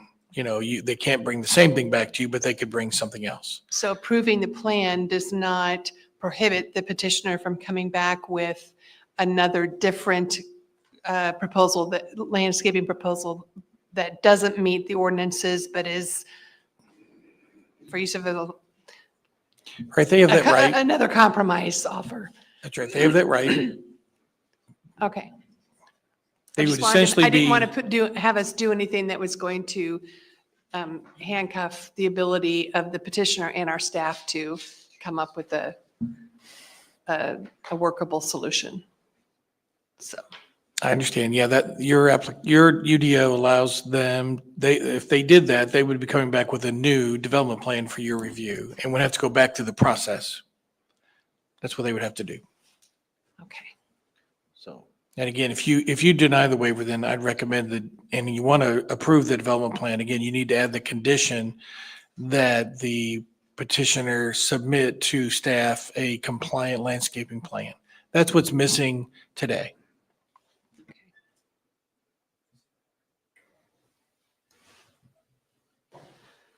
Any further discussion? Glad to make a motion. We need a motion on the waiver first. In regards to DPR 2415 Wawa Waiver A, I move that we deny the waiver request of Avon UDO 6.5 to waive a portion of the required foundation planting landscape strip in front of the building, since it has not satisfied all the requirements for waivers under state law and subject to the approved findings of fact. I'll second. Having heard a motion in a second, we'll take a vote. Reed, 4. Kaufman, 4. Ransberg, 4. Guckenberger, 4. Zuzen, 4. Rockabran. 4. Motion carries. Now moving on to the approval of the development plan review, DPR 2415. In regard to DPR 2415 Wawa, I move that we approve DPR 2415 Wawa Development Plan Review to allow for the development of a 6,372 square foot convenience store and associated gas station, subject to the conditions proposed by staff.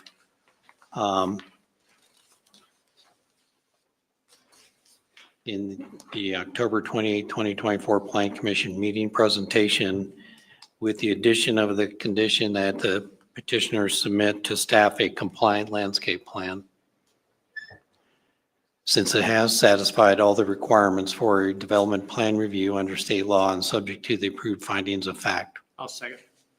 Having heard a motion in a second, we'll take a vote. Zuzen, 4. Guckenberger, 4.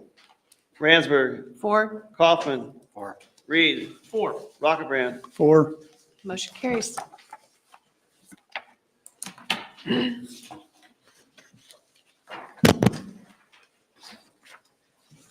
And we are on our last agenda item. Oh, no, I'm sorry. No, we're not. Nope, not quite. Sorry. Sorry.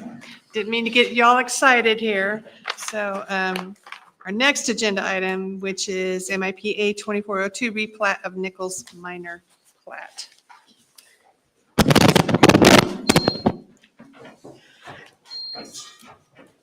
Just pushed in. Tap it and then just push. Actually, this might be a good time to take a 5-minute recess. So Perfect. we're adjourned for 5 minutes.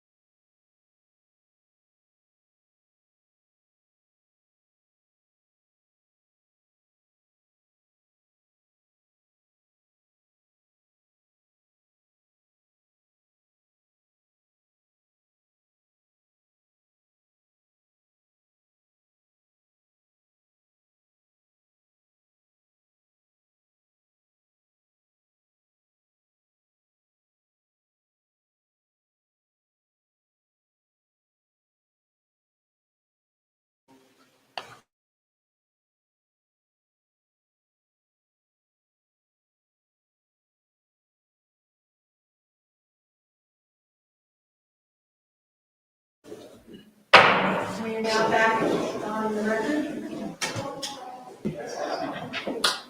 And going forward with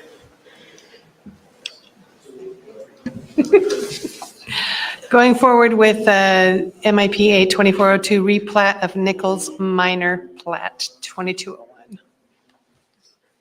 Okay, earlier you heard a minor plat. This is an amendment to a previously approved minor plat that was approved in 2022. The addresses are 5267 and 5319 East County Road 200 North, 16.35 acres, currently zoned R1. The property is unimproved. The Nichols minor plat from 22 subdivided the plat into 3 lots. And there was a waiver of the sidewalk requirement, and it was approved to basically defer the sidewalk requirement until such time that sidewalks are installed on any adjoining property. This request would basically redraw the line between lots 1 and lots 2. It would also relocate an existing drainage easement. This is the subject site here on County Road 200. Lots 1 and lots 2 are included here with this yellow line being the divider between them. Lot 3 of the original lot is this one over here that's recently been developed with a single-family home. Here's the plat, both existing and then the replat. So you'll see the smaller lot here, and they propose to make that lot a little larger and taking away from one lot and giving to the other. And then this is the drainage easement in here that they would be relocating a little bit to adjust for the lot lines. We are recommending approval of it. It does meet all standards of the UDO. Most importantly, the subdivision regulations within the UDO, and no waivers are requested. And I'd be happy to answer any questions you have. So this is just taking 2 plats and redrawing the lines? It's taking 2 lots within a plat and redrawing their boundary lot line. Okay. And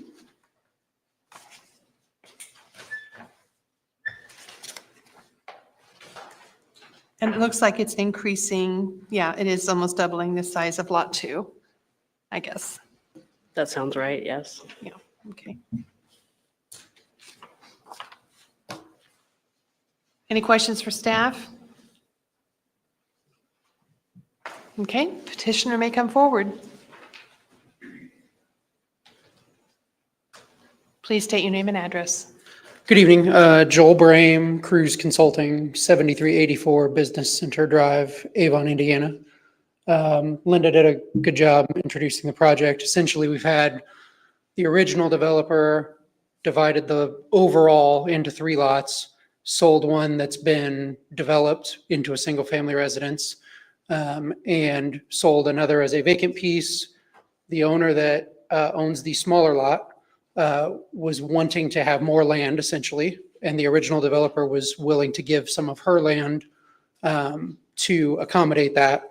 And so we're here to do this as a replat so that the lot line is where it's intended to be, so that there's not a lot 1 and a part of lot 2 that is under one ownership and then a portion of lot 1 that's under another ownership. We wanted to make it more clean, essentially.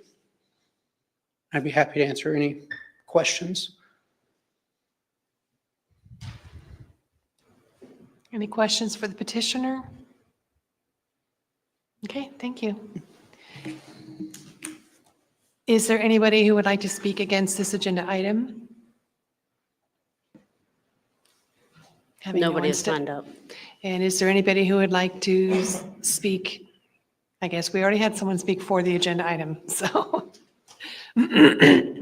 Okay. Discussion. I think this is pretty straightforward. I mean, it's just That's what I was going to say. redistribution of Yep. the property. And this is that we approve MIPA 24-02 replat of lots 1 and 2, Nichols minor plat 22-01, an amendment to a minor subdivision plat to adjust lot lines and relocate a drainage easement, subject to the conditions listed in the staff report. Since it has satisfied all the requirements for a minor subdivision plat under state law and subject to the approved findings of fact. Second. Having had a motion and a second, we'll take a vote. Kaufman, For. Ransberg, 4, Rockabram, 4, Reed, 4. Zuzen, 4. Guggenberger. 4. motion carries. Plat is approved. Moving on to the next item, DPR 2414 Avon Government Center. Looks like we have 2 waivers with this. Thank you, President Ransberg, members of the commission. This is a development plan review. There's actually just one waiver. I just want to start out with that. There were 2 waivers shown on the agenda, but the waiver B that's shown on the agenda is not actually needed. So this property, I'll talk about that in a minute. So the address that's been assigned for this parcel is 5770 Riverwalk Drive. You probably won't be familiar with that street. It's part of the Easton Gray Riverwalk area, which is currently the infrastructure and streets are in the process of being constructed there. There isn't any development that's occurred in the Riverwalk area yet. It's not really accessible to the public. So that address is about 700 feet north of the intersection of US 36 and County Road 571 East, which will be the main entrance into the Riverwalk portion of Easton Gray. And I believe that'll eventually be named Easton Gray Boulevard. So this particular parcel is about 3 3/4 acres. As I mentioned, it is zone PUD. It's unimproved. It was part of the Easton Gray PUD, which rezoned several hundred acres to PUD back in 2021. And again, specifically, this area is within the Riverwalk portion of the Easton Gray PUD. And final approval for the lot and street layout for Easton Gray Riverwalk was approved with MAP F 2313, which is why we now have an address for this.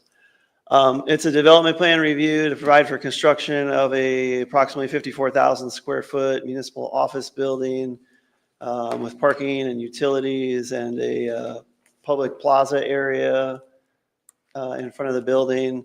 And there's a waiver of development standards of the Easton Gray PUD ordinance.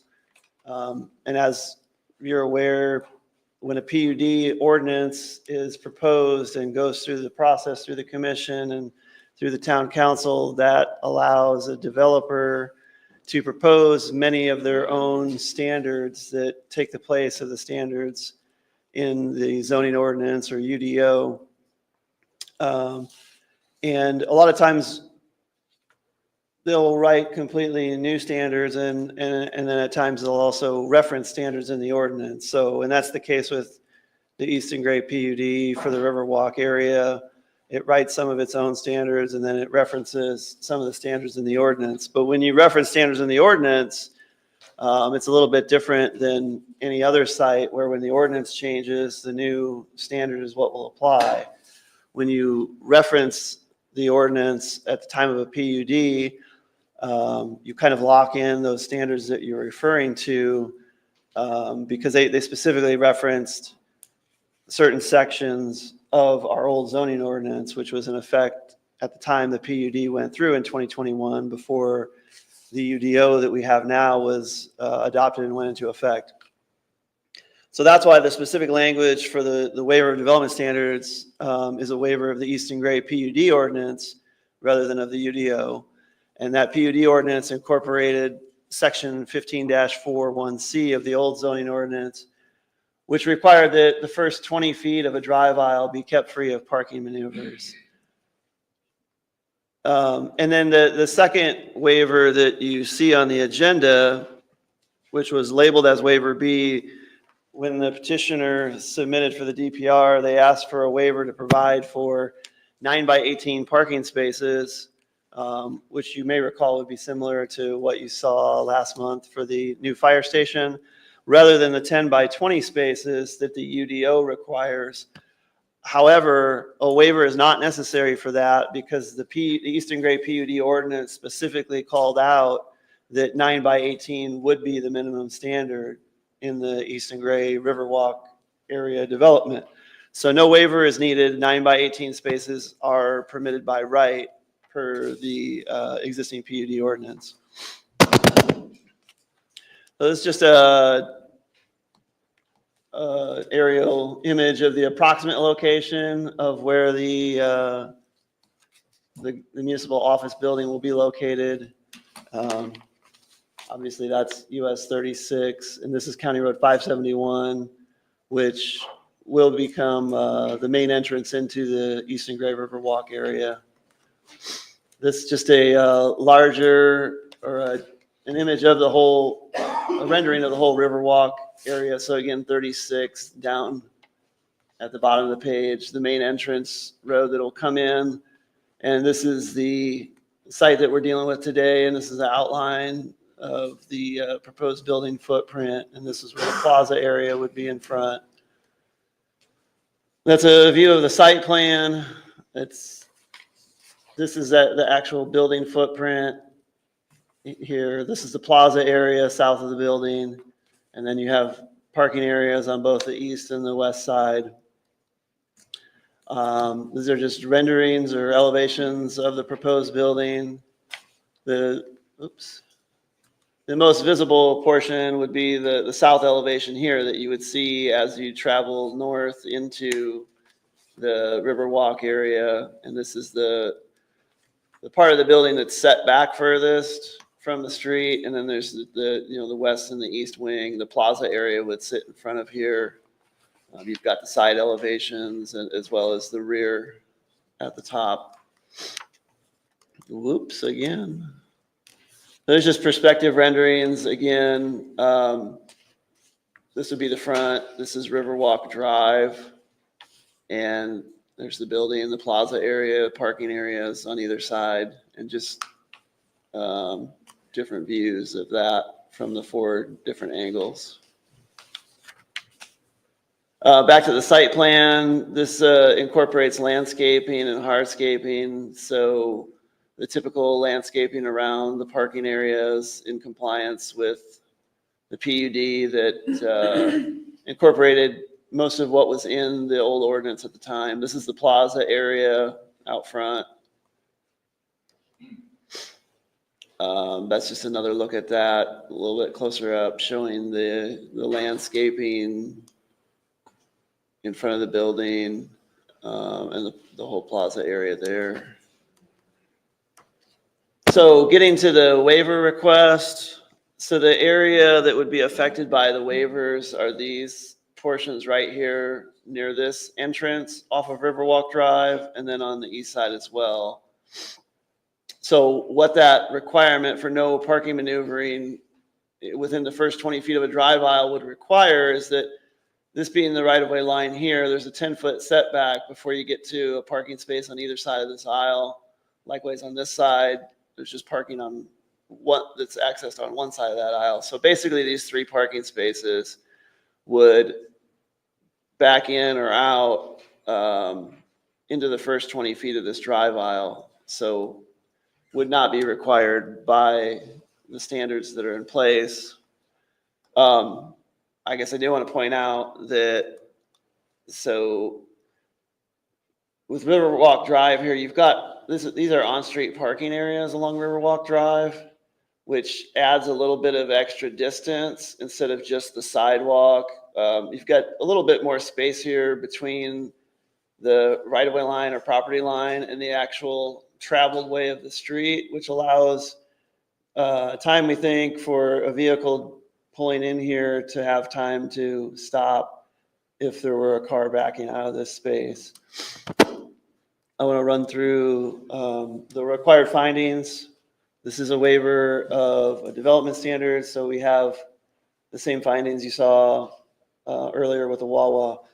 First finding being that the proposal does not create conditions detrimental to public health, safety, and welfare.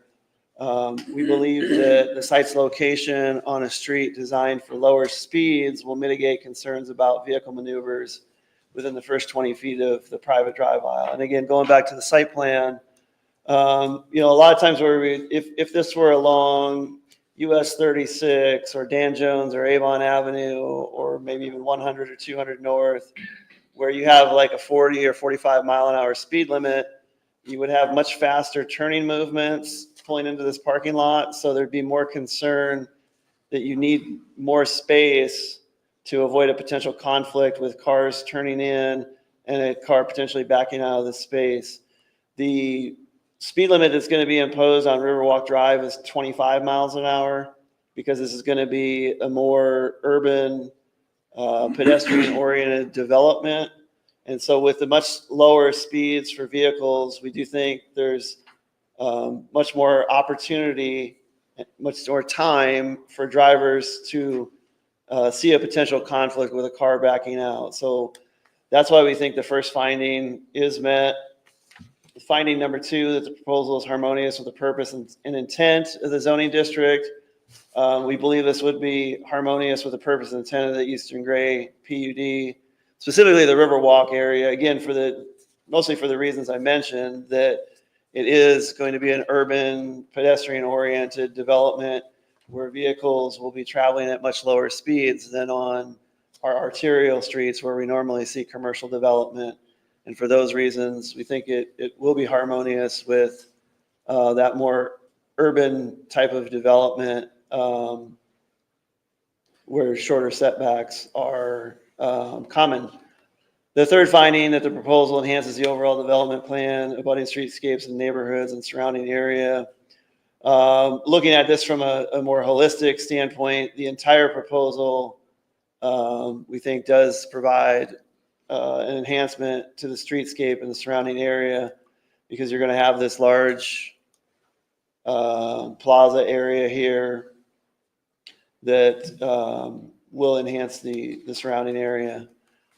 Again, for finding 4, that the proposal does not produce a site design that is impractical or detracts from the appearance of the proposed development in the surrounding area. Similarly, because the whole development will be a focal point, we don't think that there'll be an unattractive appearance for the proposed development. And we do think that the slightly shorter setback is in keeping with what you'd see for an urban or pedestrian-oriented type development. And then finally, finding 5, that the proposal provides improved site design characteristics such as increased pedestrian connections, enhanced landscaping, tree preservation, or public art. Again, going back to the overall design of the project with a public plaza area and more landscaping than would typically be required, as you can kind of get a feel for here. We do think it meets the 5th finding. And so for those reasons, we are recommending approval of the waiver. And then we do find that the development plan does meet the standards of the PUD ordinance, and where standards aren't specifically called out in the PUD ordinance, we find that it meets those ordinances, those standards that were referenced in the old zoning ordinance. And when a PUD is silent on other development standards that are in the ordinance, then the current standards apply. But we've looked at all those standards, including the architectural standards that are written into the PUD ordinance, and we do find that it meets all of those standards. So if you approve the waiver, then we also recommend approval of the DPR, subject to the following conditions. 2, 3, and 4 are the standard conditions that you typically see. Number 1 is that we would ask that the approval be subject to submission of a revised lighting plan for approval of the administrator. So the UDO standards that would apply, because the PUD was silent on lighting, those There are a couple places on the photometric lighting plan that was submitted where we saw that slightly exceeded the amount of light spilling over across the property line. So we believe that needs to be addressed to be in compliance with the UDO, as well as adding, I believe, some lighting to the pedestrian walkways adjacent to the building to make sure those are properly lit.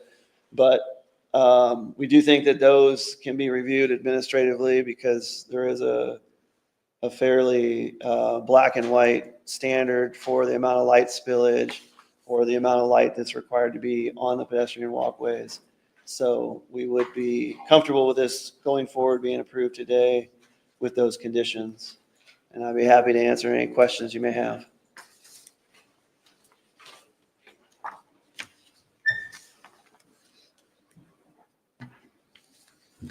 So on the parking spaces that you identified there, there's 3 parking spaces. If those parking spaces were eliminated, is there still adequate parking for the building? Yes, it would still be in compliance. The PUD referenced the parking standards that were in place in the old zoning ordinance, which required 1 space per 750 square feet of gross floor area for government buildings, which would, for this size of building, necessitate 72 spaces.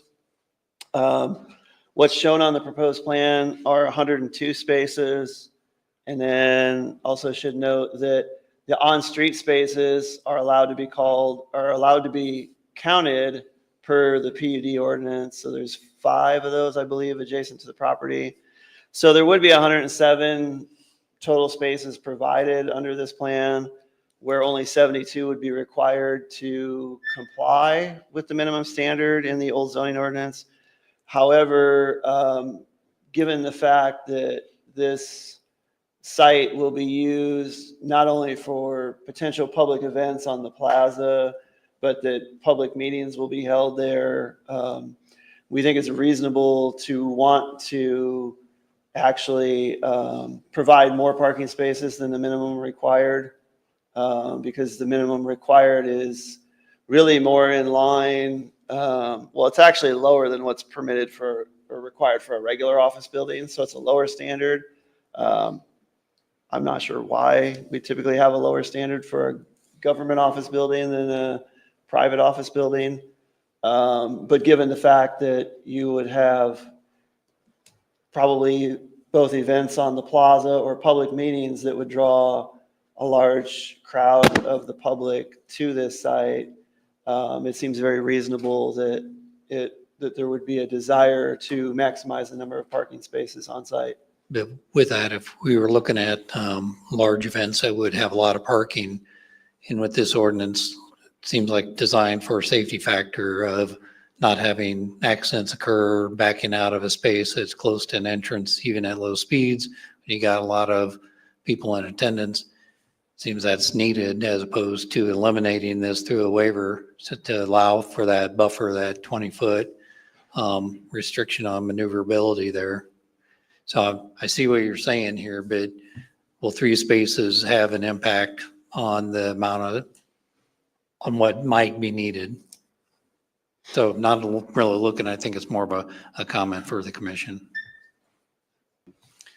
What is the UDO requirement for that kind of parking? Is it the same as 15.4.1C?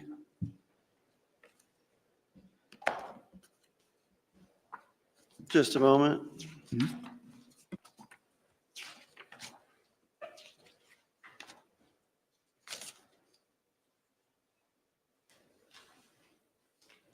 So the current standard in the UDO for municipal and government buildings is actually lower than what was in the old ordinance. The old ordinance being 1 per 750 square feet. In the UDO, it's actually 1 per 1,000 square feet. Well, I was meaning the 20 feet within. Oh, entrance to the ramp. I believe we have the same language.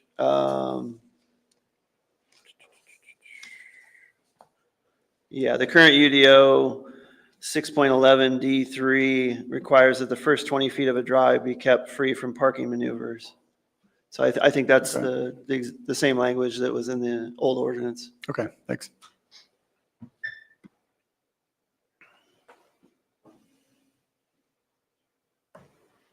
Any further questions for staff?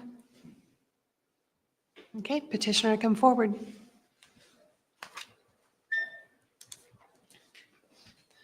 Evening,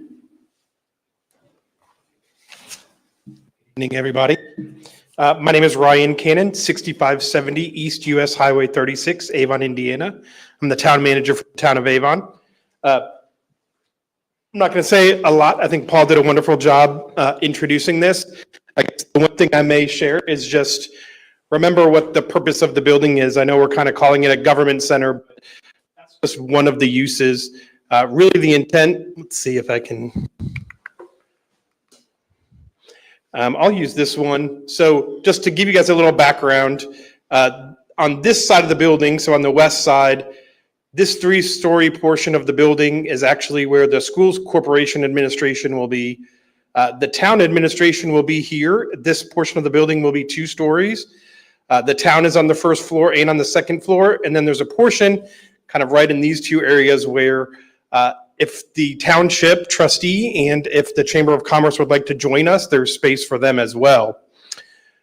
This entire portion over here is actually, we're kind of referring to it as an event center, but it's really a community meeting room. One of the things we've identified in our community that we lack is a place for people to gather. So this space here actually includes a space for 200 people. On the first floor in this corner is actually a new council chamber that's larger than this building. So if you put in context the purpose and use of the building, there's potential for a lot of need for parking and activity. Again, Paul's 100% right. The concept of this whole thing is to get people out of their cars, be a more urban setting, to get people out, to walk around and to use the site.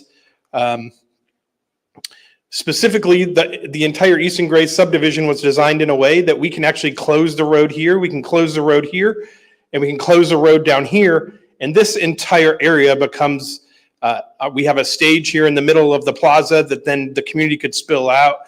We could have farmers markets, we could do all kinds of things. So again, please put yourselves in the concept of not a suburban typical development or a target. We're trying to create an environment where it's accessible and easy for people to get out. We want to encourage them to get out of their cars and walk around. And so that is really a big component of the building. So please keep that in mind. We do not have substantial parking. So I will share with you when the town council and the school board both saw this, the largest concern that they really expressed was the lack of parking for us to be able to hold those kind of things. And now you can't necessarily see it on this exhibit, but we did for the town council. We showed a radius of parking. In addition to the parking on this site, there's about another 140 parking spots within a 1-minute walk. And then there's another 230 parking spots within a 2-minute walk. So again, the concept is to get people out of their cars.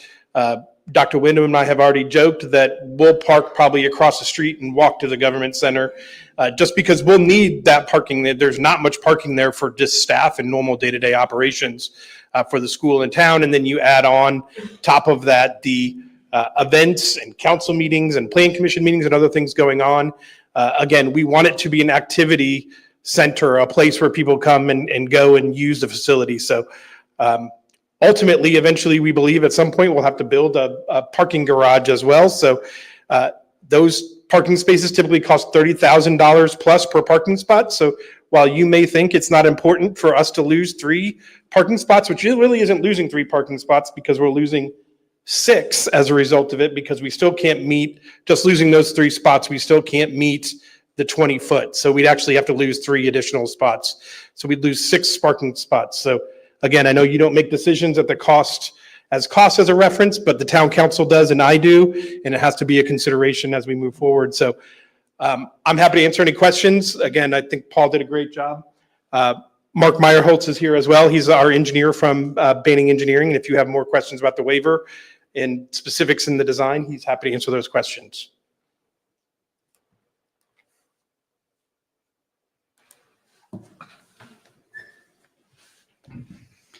So is that 20-foot limit on any road at any speed, or is it specific to any? And so if you're going 55 mile an hour, is that still a 20-foot required limit? Yes, it's the same on any street.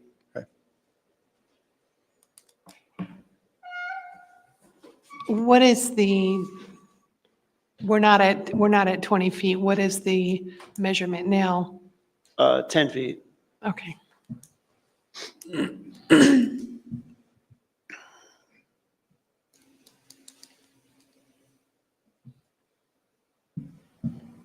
Any further questions for the petitioner?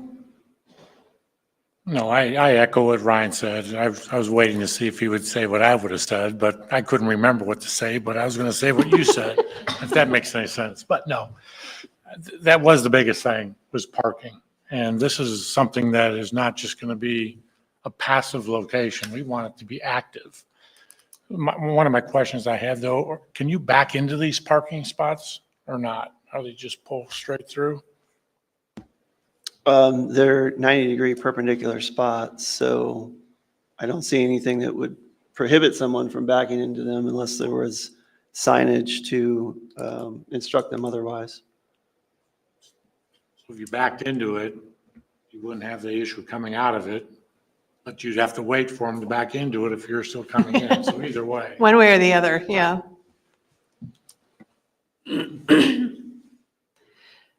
Is there anybody here who would like to speak for this agenda item?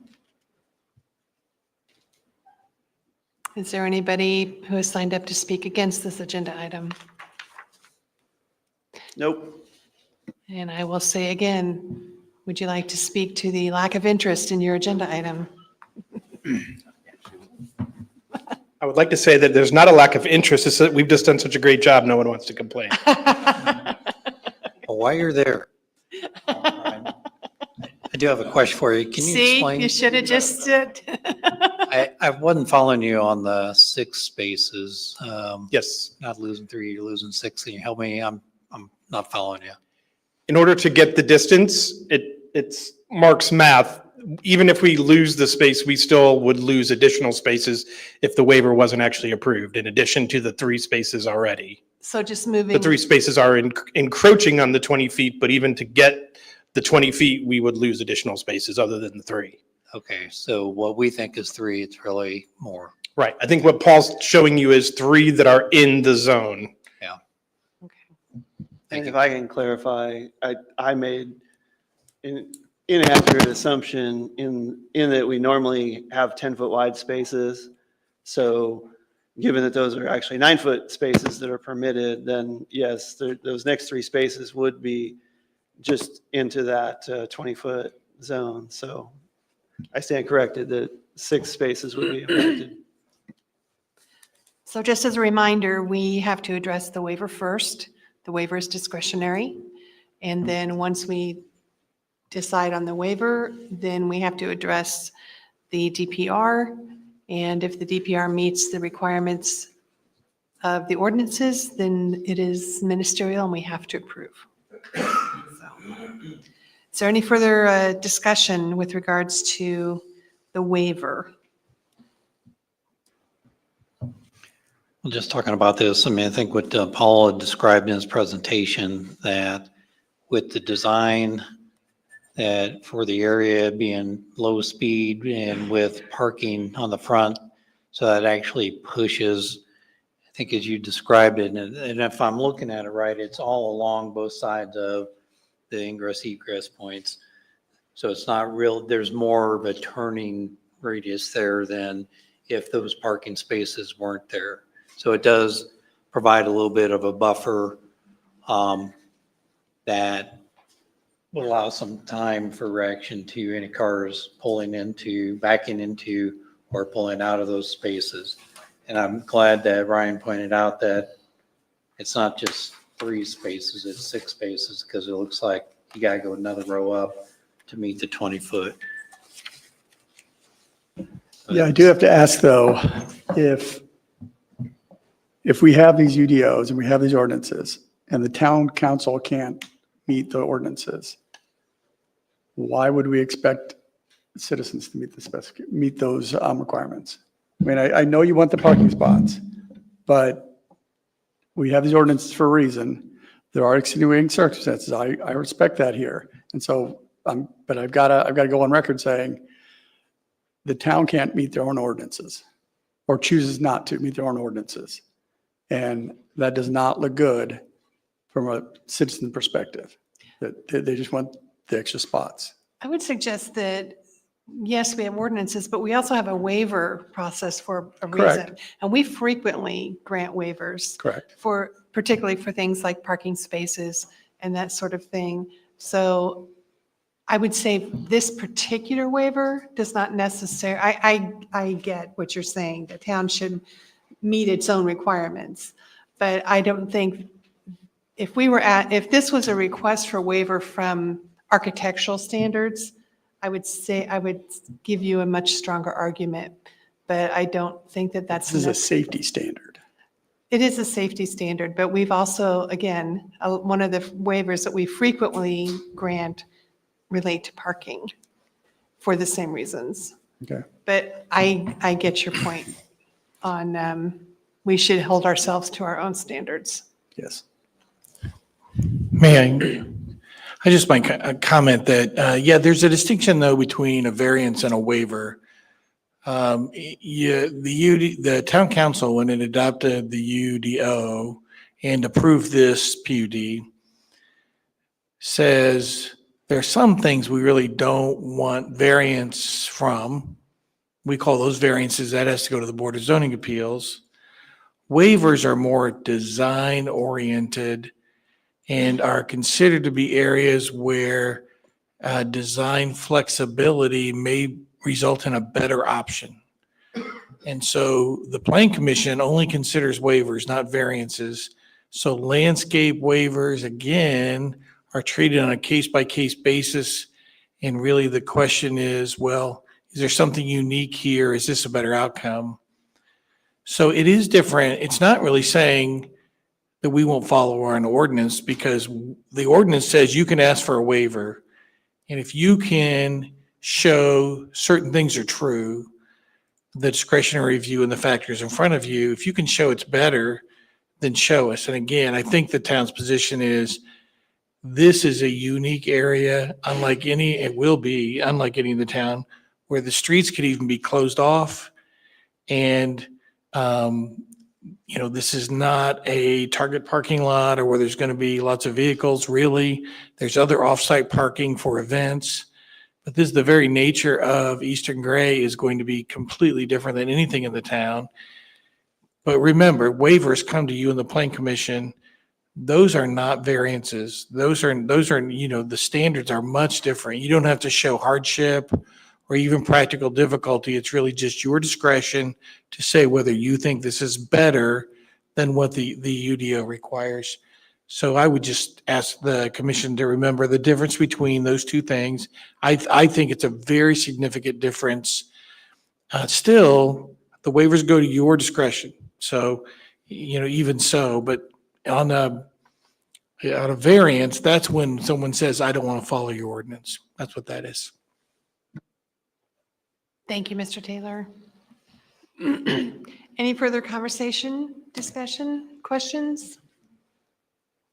Then let's entertain a motion.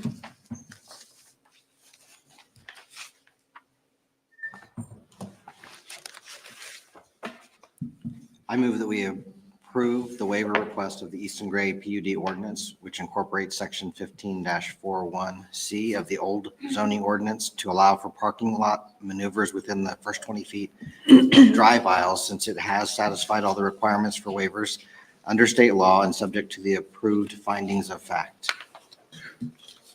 Second. Having heard the motion in a second, we'll now take a vote. Ransberg, For, Guckenberger, 4. Zuzen, 4. Rockabrand, Against. Reed, 4. Kaufman. 4. waivers passed, and we move on now to the DPR 2414 Avon Government Center. Do we want to have any further discussion or questions with regards to that?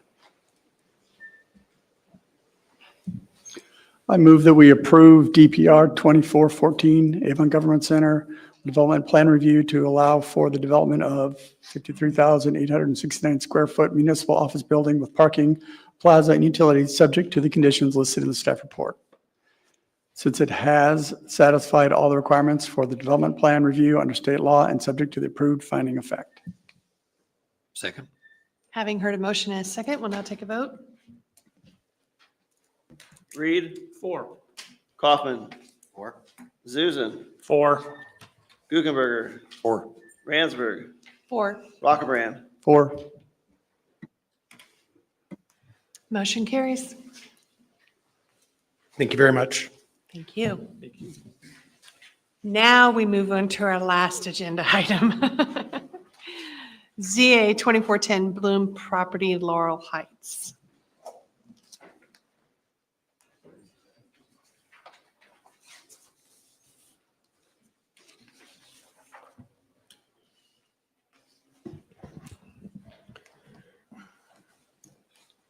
Okay, thank you. This is ZA 2410 Laurel Heights, also known as the Bloom property. It's located at 4252 and 4296 East Main Street. Consists of 29.5 acres, and it's currently zoned agriculture under the Hendricks County zoning ordinance. It consists of 2 parcels today, and there is a single-family home on each parcel.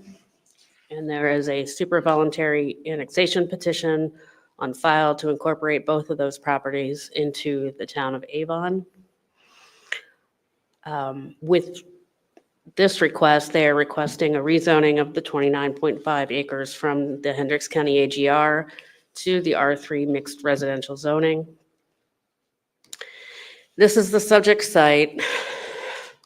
One of the properties is this small corner down here. And then the larger property extends from here all the way up. This smaller corner property down here is not part of the future development. It's developed with a single-family home.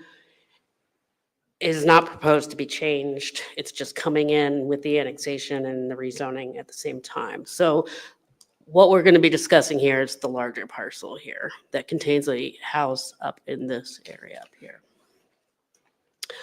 I want to touch on some history. No.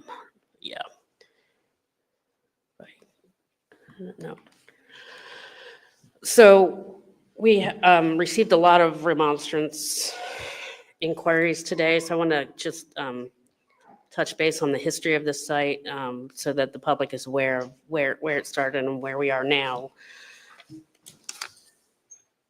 This originally was filed as an annexation to the town of Danville so that it could be annexed in. This subdivision here is in the town of Danville.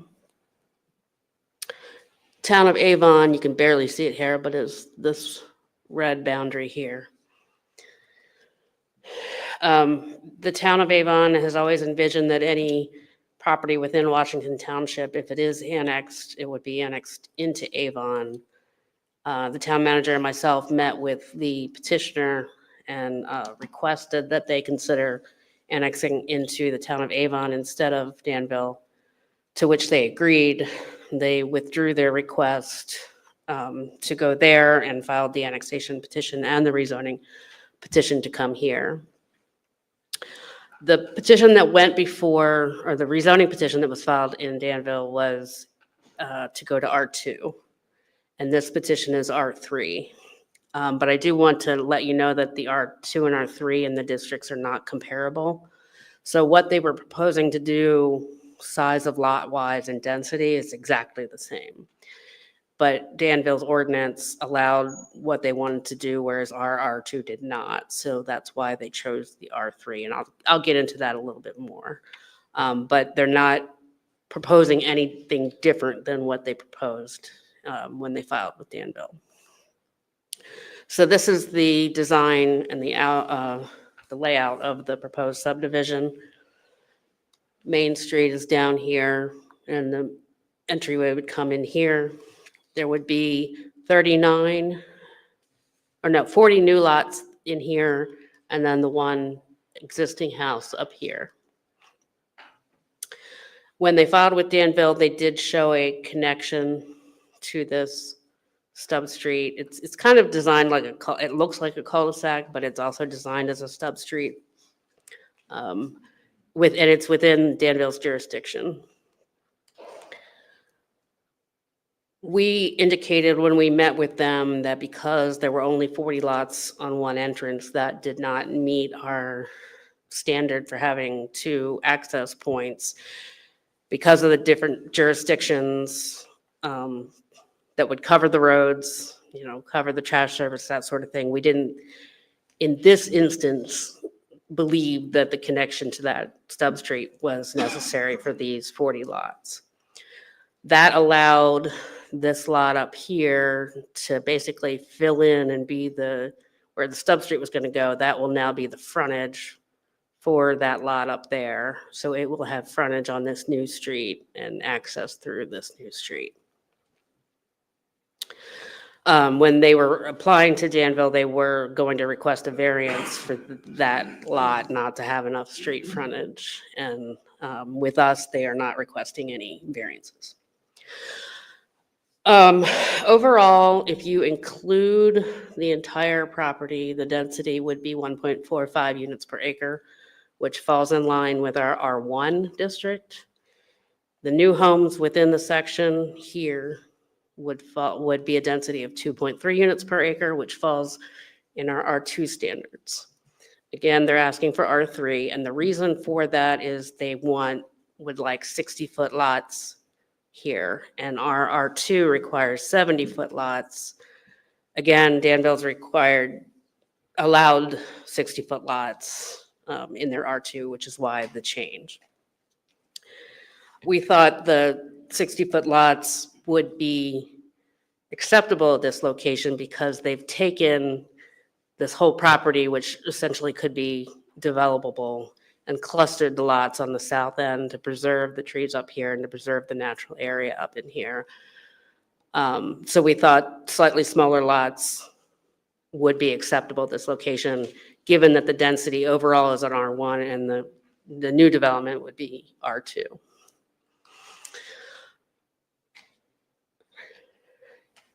I think I just touched on all of that.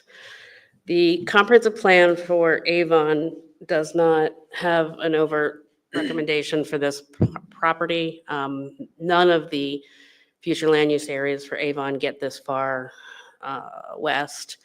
As you hear typically with most rezonings, when there is no recommendation, it's said that the underlying zoning, which is agricultural, to be the recommended land use. However, it does go on to say that within the agricultural section of the comp plan, not the overall comp plan, but even in the agricultural section, it does encourage growth in suitable areas close to existing residential development and existing utilities. And staff would submit to you that this is adjacent to residential all the way around, with the exception of a church on the south side across Main Street, and that it is served by all utilities. West Central has submitted a letter that says they agree to serve this property. I also want to touch on Hendricks County's comp plan, since we didn't have a recommendation, but they did. That the Hendricks County plan recommends conservation residential for this parcel. So it essentially recommends that it be developed residentially, but in a conservation manner, meaning exactly what they've done, cluster the lots kind of in the former farmland area, and then leave the more natural, the pond, the trees, that kind of thing, to leave those in undeveloped. So it's essentially what they've done. So they would be consistent with Hendricks County's comprehensive plan. To go over the 5 criteria for rezoning a property, and again, these are taken in totality and not that they would have to meet every single finding like we just been over with the waivers that you've seen today. The first one is to consider the comprehensive plan. Again, like I just said, we look to the agricultural zoning, but we don't think that that would apply to property on Main Street here, that both Avon's comprehensive plan and Hendricks County's comprehensive plan recognize that a residential zoning would be appropriate at this location. Criteria 2 is to consider the character and the current structures and uses within each district. Because this would be essentially surrounded by residential development, we believe that criterion has been met. The most desirable use for which the land each zoning district is adapted. The single-family residential districts would, R1, R2, or R3 would easily fit within here to be developed with single-family detached uses. Staff believes this criterion has been met. And then 4 and 5, the conservation of property values throughout the jurisdiction. We have no reason to believe that there would be any substantial adverse effect on the residential property throughout the jurisdiction. And then responsible growth and development, since this would develop a historically agricultural site consistent with its surrounding uses. We believe that the 5th criteria has been met. We are recommending approval, therefore, of ZA 2410 Laurel Heights, the Bloom property, subject to conditions 1 through 3 here. You have received some remonstrance letters. I did see that some person was concerned about multifamily, which is an R3 permitted use. So if you wanted to consider limiting that use, the petitioner might be able to speak to that, but we would submit to you that multifamily would not be desirable at this location.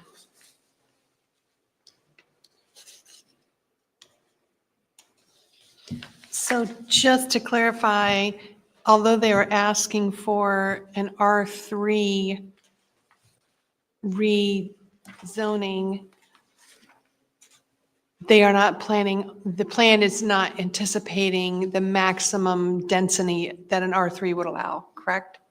Correct. The density would be consistent with an R1 or an R2. It's simply the lot widths at 60 feet, when 70 feet was what's needed to get to an R2. Okay. So these would be larger lots than what you would normally see on a standard R3. I'm sorry, what was that? These would be larger lots than you would normally see on a Yes. standard R3. They just would not be as, Well, they would just be narrower. 60 feet is what's allowed in R3, so the lots aren't necessarily larger. I mean, there would be, the width is why they're going to R3, but the clustering of those lots is why they're, again, going to R3. The Okay. amount of lots going in here is not what could be going in here. Gotcha, okay.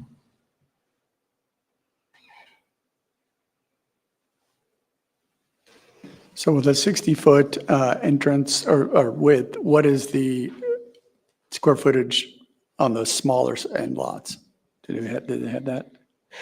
I believe the petitioner probably could answer that better. I don't have anything more than this conceptual plan, which doesn't have measurements on it. I did measure the lots to the west, the ones that are on in Danville here, and the width of these in here is 70 feet. And this development is zoned PUD.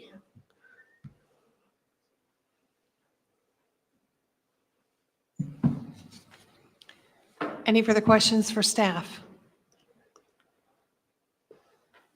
Okay, we'll have the petitioner come forward.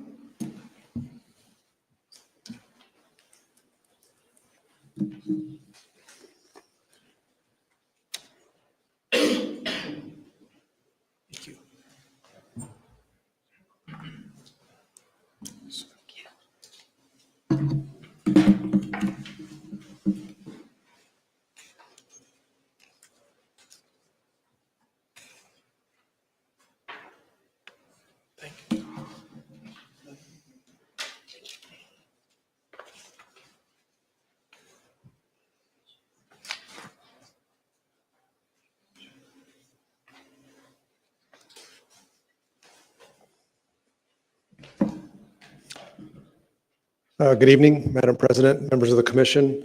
My name is John Moore. My address is 50 South Meridian Street, Suite 700, Indianapolis, Indiana, 46204. Here tonight on behalf of your petitioner, Lennar Homes of Indiana LLC. With me in the crowd, I have Taylor Navarre and Jason Challand with Lennar Homes. And then we also have the property owner, Mr. Bloom, is here, as well as his legal counsel, Mr. Russ Webb. Thank you very much for hearing our case tonight. Before I get into my presentation, I wanted to clarify a few things. One of our commitments, we've already presented this to the town council as we're required to as part of an introduction. These lots are minimum 70-foot wide. There are no 60-foot wide lots in this development. So R3 would allow 60, but we've committed to 70. When you look at Four Oaks to our west, those are between 60 and 70-foot wide. So we're going to mirror those and we'll commit to a minimum of 70-foot wide lots on the developments. Another commitment we also represented to the town council, no multifamily, no townhomes. It's all single family homes. So those are commitments that we will commit to here as well as to the town council when we go before them. So Linda obviously did a great job introducing this. Here's the site as she explained. This property is at the far western edge of the town of Avon. It originally, just because of the contiguity there to Danville, was filed as a rezoning in the town of Danville and an annexation. Then at the request of the town of Avon, we met, and understanding it being in Washington Township, it did make sense that it come into the town of Avon. Just didn't happen to be a consideration initially, but once that was brought to our attention, we gladly agreed to do that. It is the same design, same proposal that was presented to the town of Danville. The site is approximately 29 acres. It's currently being annexed into the town of Avon in a two-step annexation process. And as Linda pointed out, we're asking that as part of the annexation, the site be rezoned to R3 single-family residential. Surrounded by single-family residential to the west and to the north and to the east. Then we have the church, Bartlett Chapel, and a few residences to the south as well. The Four Oaks subdivision to our west is a residential planned unit development. As I indicated, those lots vary between 60 to 70 feet wide there in that planned unit development, and that is within the town of Danville's jurisdiction. Avon Comprehensive Plan doesn't really contemplate this far out from the town center, but as pointed out in the staff report, this development is consistent with the town of Avon's comprehensive plan, the residential classification. Looking at the preliminary conceptual site plan, one thing I want to point out that has changed after our presentation to the town council, as pointed out by Linda, we're going to have 40 new homes here. The 2 existing homes will stay on the property. The property owner who resides here, the original plan was to come down here, stub into this road, and then get access here. At the request of the property owner, what we've done is just shifted the lots to the south to create an entrance here. It'll be a shorter driveway for the property owner. Didn't change the number of lots, didn't change the sizes of the lots. It just simply shifted them to the south to allow for that access point. Main Street here to the south, we do have one entrance onto Main Street. We've got existing wood line here. Most of this, to the extent we can keep it, will stay. This will be mostly open space here. The total acreage of the property is 29 acres. The Laurel Heights development, which is here in green, is approximately 17.2 acres. Laurel Heights number of homes is 40.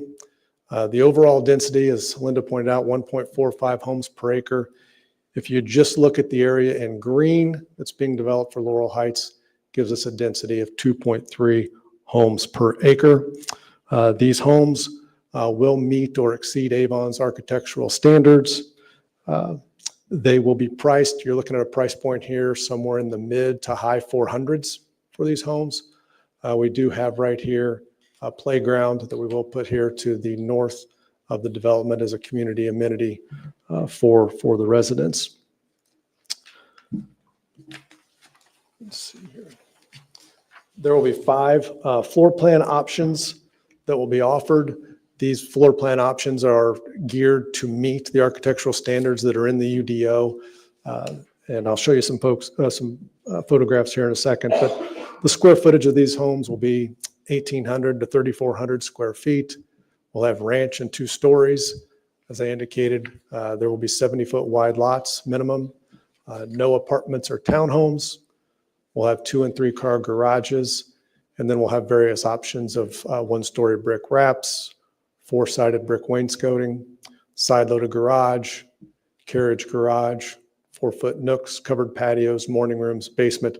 Those are all the architectural features that are contained within the UDO. When we go through there and we have to meet a certain number of points for the homes, those are these things that'll have to go into each of the homes so that we're able to meet those architectural points. Got some photographs here of the type of homes that you'll see in this subdivision. This is the Cornerstone Collection, the Ashbury type home. You can see the architectural features there. A lot of variety in this Cornerstone Collection. There's the Fairmont that will be an option available to homeowners. More Fairmont photographs that'll be available. This is the Oxford Collection. Again, you can see the various architectural enhancements that would be offered. Again, the intent and the requirement here is to meet the architectural standards of the Avon's UDO.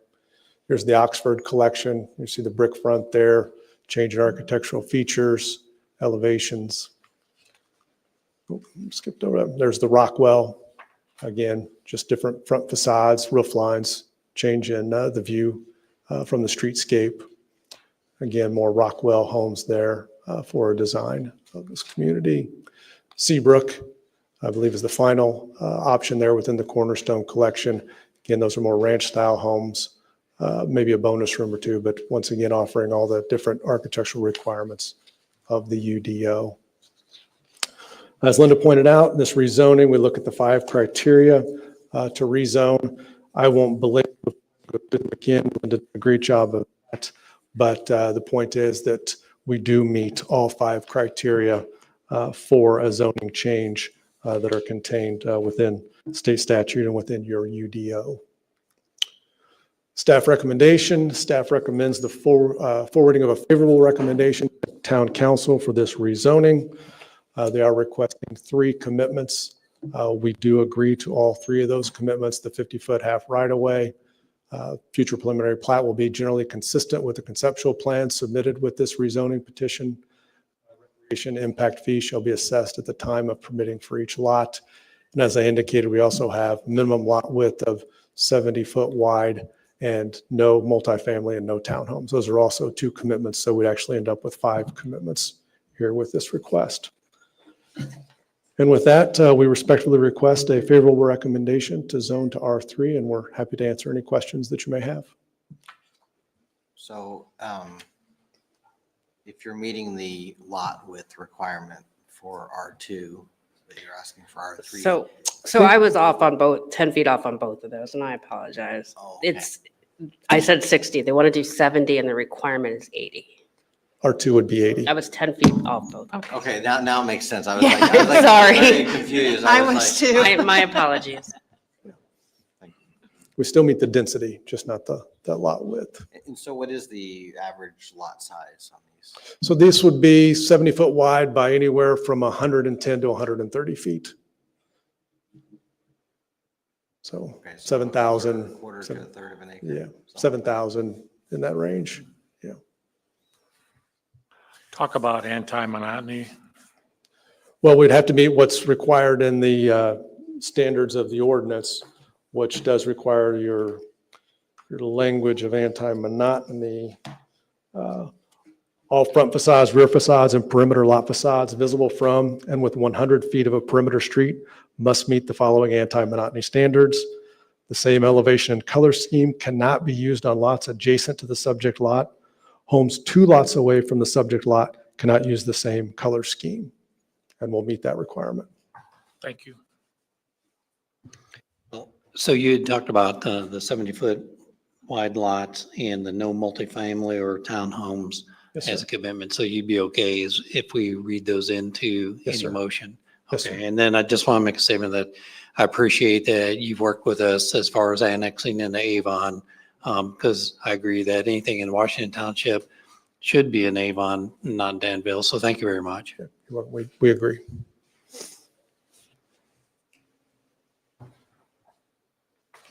Any further questions for the petitioner?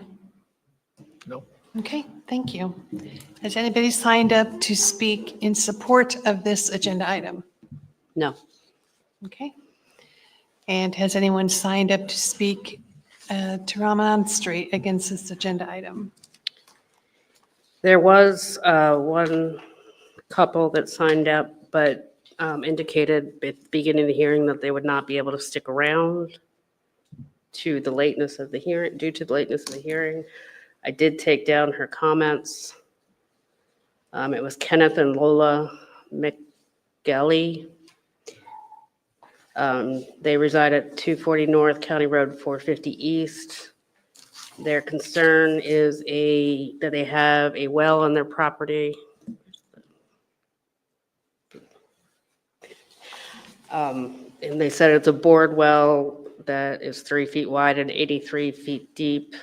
And they live adjacent to the pond that was shown, and they're concerned that if the pond is dug, they will lose their well. Okay. And no other people have signed up for this petition. Is there anybody present who would like to speak as to this petition item? Go ahead and step forward. I would remind you all, if you were not already informed, we do ask each petitioner to speak for no more than 2 minutes. And if you have heard someone brought up an issue that you would like to raise, we would ask that you not repeat. Thank you. Hi, my name is Stephen Jones, and I reside at 6095 Timber Bend Drive in Avon. And I'm also a member of the Harvest Missionary Baptist Church, which is due south of the property that's under consideration. My main concern right now is that, and I'm not an attorney, and we haven't consulted one, but it seems like you're trying to wrap this approval and make a zoning ruling when the property is not currently part of Avon, okay? So it's the cart before the horse. I think the annexation process should be done first, and that you shouldn't even be considering this because the property is not part of Avon already. Part of the recommendations or the memorandum that I have a copy of that I got earlier today from Linda's staff indicates, as I guess was already stated, that it went from Danville to Avon. And the feeling here is that if it's in Washington Township, it should be part of Avon. And I guess that's true. But the land that you're considering is not part of the UDO currently because it's not part of Avon. So again, you're making recommendations or giving waivers or whatever on property that's not part of the town of Avon. I'm also concerned that talking about a 50-foot right-of-way for the subdivision on the north side of the road. Is that same 50-foot right-of-way going to be cut off of our property on the south side of the road? Let's see, what other points do I have? So I guess it's kind of to me, I would think it's a moot point that you would even consider a zoning request when it's not part of Avon and the property hasn't been annexed. And I think that should be resolved first. And it seems like it's contingent. You know, Lennar's come in, made their petition for property with this board that I'm not sure that you really have jurisdiction over. And that's not a legal opinion, but it seems like the cart is behind the horse in the wrong order here. So that's my concern. Thanks. Thank you. Is there anybody else who would like to speak on this agenda item? By the way, we're neighbors. Okay. Okay, would the petitioner like to respond to the remonstration? Sure, thank you very much. First, yes, sir. Oh, yes.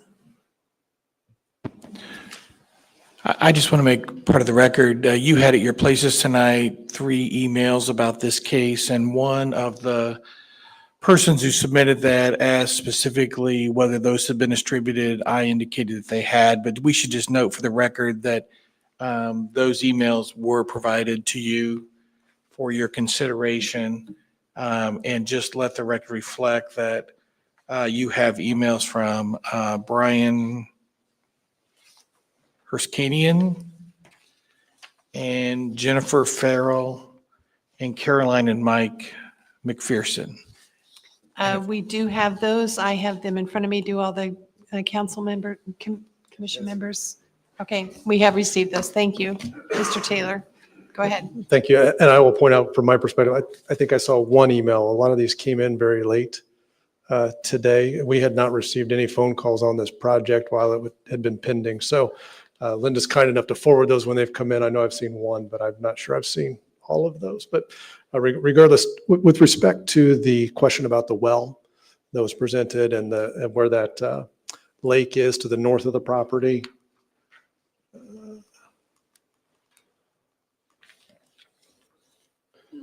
think they're referring to this up here. We're not touching that at all. I mean, the pond right here. So that'll be our retention pond. I don't think that'll affect the water table at all. That's where, water will be drained. We shouldn't have any impact on their well. Now, a lot smarter guys like Mr. Ilko and other engineers will require that through our plating process and so forth, but it shouldn't affect their water table at all for their well. If anything, we'll be adding more water to that area and then storing it, because not to get into the site plan issues of it, but we can't discharge more water than's currently leaving the site, those sorts of things. So that'll be taken care of through the engineering. With regard to the statement about this body making zoning decisions at this point in the annexation, and I'll defer to Mr. Taylor, but I believe what the law says is that once an annexation petition is filed, then that jurisdiction has the authority to then control the rezoning of the site as it comes in through the annexation process. So this board certainly has the legal authority, and it's the way we generally do all annexations when we annex property, and because we have to decide what it's going to come in as a zoning classification. So I believe you're certainly within the right, and this is the proper legal course for us to take for the annexation and the rezoning. Lastly, I don't believe there's any plan to take any right of way from on the south side of Main Street. I mean, the right of way will come from the north side. Our property will grant that 50-foot right of way as requested as a commitment by the staff. And then obviously when we get into engineering the site, we have plenty of room there if we need additional property for any sort of XL or decel lane when we come into with the site plan and engineer the site. So with that, happy to answer any questions and request your favorable recommendation. Thank you. Mr. Taylor, that is I was asking, Mr. Jones brought up a very good point, and thank you for bringing that to our attention. What does the statute say or ordinances say with regards to, well, first of all, what is a super voluntary annexation? And when do we acquire the right to hear this type of petition during the annexation process? A super voluntary annexation is one in which 100% of the owners of property ask the town to accept a petition for annexation. Then the law says that once the petition is accepted, then the town does begin to have zoning jurisdiction. And Mr. Moore is exactly correct. Once that petition was accepted by the town council, then the zoning case can begin working its way through our process. And of course, you are a recommending body for purposes of rezone. You make a recommendation to the town council. You don't rezone the property. So once you guys make your recommendation, then the matter goes to the town council. The town council either rezones the property or does not. Any decision by the town council, any zoning decision on the rezone matter becomes effective only when the property is annexed. So in our experience, and there have been a lot of annexations in Avon over the years, these super voluntary cases have a dual track. The annexation goes through the process, and at the same time, the zoning goes through. And that's perfectly consistent with the law. And in having that dual track does not mean that one goes before the other. They actually go along the same time. But under the current annexation procedure, they're going to run concurrently. But again, once the town council makes a decision, if it has been annexed, at that time, it becomes immediately effective. If a portion of the land has not been, then the rezoning doesn't become effective until it's actually in the town. But the law says the town takes jurisdiction of the matter and can consider it at this level in the town council once the petition for annexation has been submitted to the town and accepted, which it has been.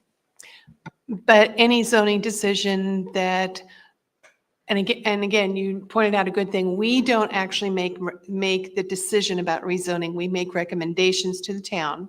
If the town approves the rezoning as if we recommend it and they approve it, it still would not go into effect unless the property was annexed. And if it was not annexed, any decision about rezoning would be moot or void or whatever. Exactly. Wouldn't go into effect. And just for clarity, when the town council makes a When the decision, town council, thank you. that's who would make the decision. Yeah. Yes. Okay, so I hope that helps explain some of that to everybody who's here, so. Discussion. Just want to bring up a couple things here in the letters, as when noted that we received in remonstrance. One talked about connectivity, and Linda, you addressed this, but I just want to bring this up that, so the reason that we don't have connectivity between this, now I know that it's been a redesign of the lots, but if it would have been with what you had presented, why wouldn't there be connectivity between this development and that development? The existing development at Pecan Drive. So connectivity is very important when the number of lots is going to exceed our ordinance requirements for one entrance, and this would not. One entrance is perfectly acceptable. When we were talking to Lennar about coming here, we thought that getting that larger existing home road frontage and not going through a variance to have its road frontage was important. And then the jurisdictions between Danville and us and where you stop and start, you know, where the plow comes through and starts, that kind of thing, that the connection in this instance wasn't as important to us with regards to laying out this site. Okay. And so the ordinance is that with 40 sites or less, only one entrance is needed. Correct. Okay. And then another point was brought up that previously there was a Christian school that was looking to buy the property, and they were told that one entrance would not be safe. And I'm assuming that, again, that's for with schools looking for making multiple entrances to have access by emergency equipment is different than residential units like what we have. Would that be a safe assumption? I'm not aware of what the email is speaking to. Maybe the petitioner does. The entrance requirements for a single entrance to that site for a school would be the same as this development. So I'm not sure what they're And it may have been when it was unincorporated, maybe in the county who was saying that, I'm thinking.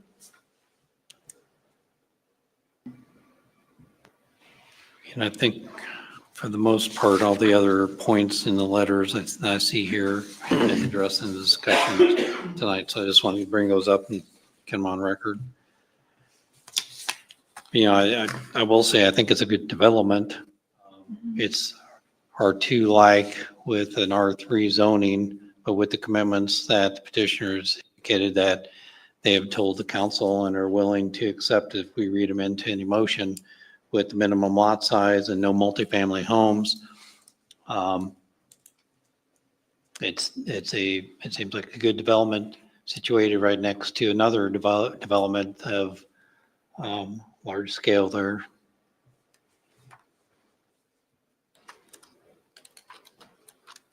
I agree. I appreciate the petitioner being sensitive to our zoning without trying to max it out, so to speak, using the R3 for configuration purposes, but committing to a lower density in order to make it a less dense neighborhood.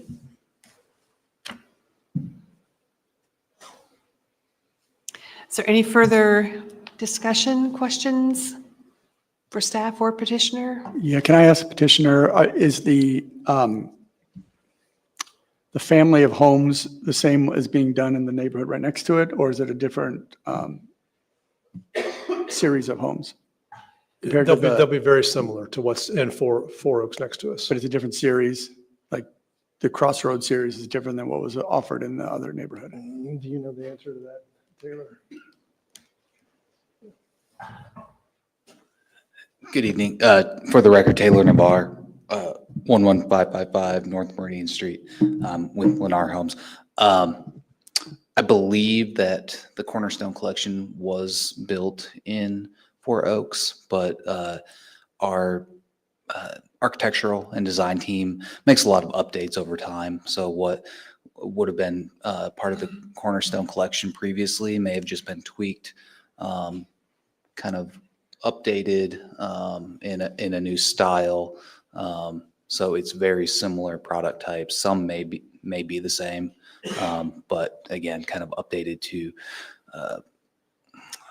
project and reflect market trends and architectural styles. Yeah, well, the reason I ask is that a lot of builders have different grades of their series of homes, and if these are the same series of homes as our parallel, then it would kind of have a pretty seamless transition between them. Absolutely. That's what was kept in mind here, to be compatible with not only that community to the west, but to the kind of residential feel of this area as a whole.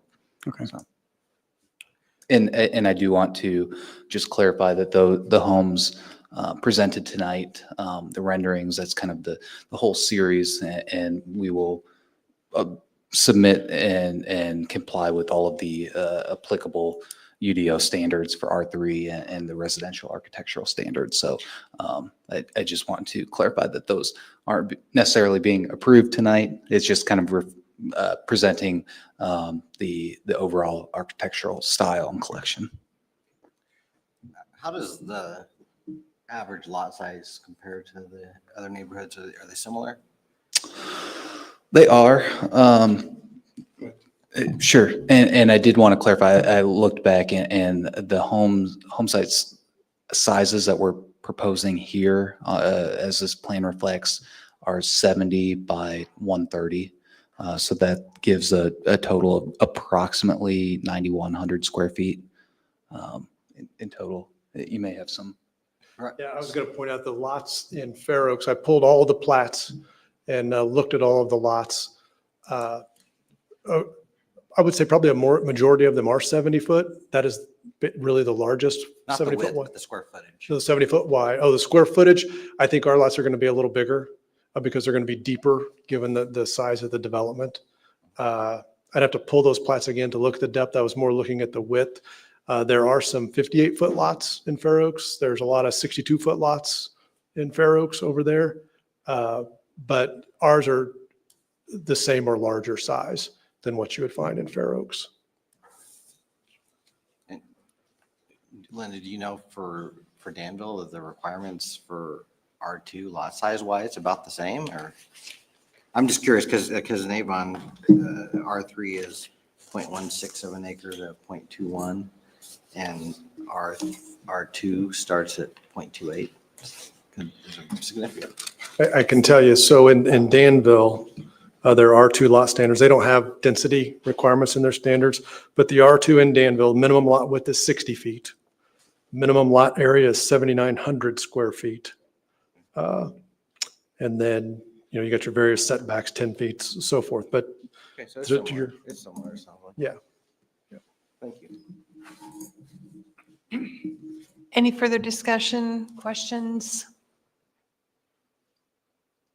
No? Okay, then we will entertain a motion. I move that we forward a favorable recommendation to the town council for ZA 24-10 Laurel Heights, the zoning map amendment to rezone 29.5 acres from Hendricks County AGR to Town of Avon R3, subject to recording of the commitments listed in the staff report, in addition to agreed upon minimum lot size and no multifamily homes, since it has satisfied all the requirements for a zoning map amendment under state law. Do we have a second? Second. Having heard a motion and a second, we'll now take a vote. Ransberg, 4, Kaufman, 4. Reed, 4. Rockabrand, 4. Zuzen, 4. Guggenberger. 4. motion carries. Thank you very much for your Petition is time tonight. approved. Thank you. Other business? Do we have any other business to attend to? Do we have any committee reports? I'll give one on BZA.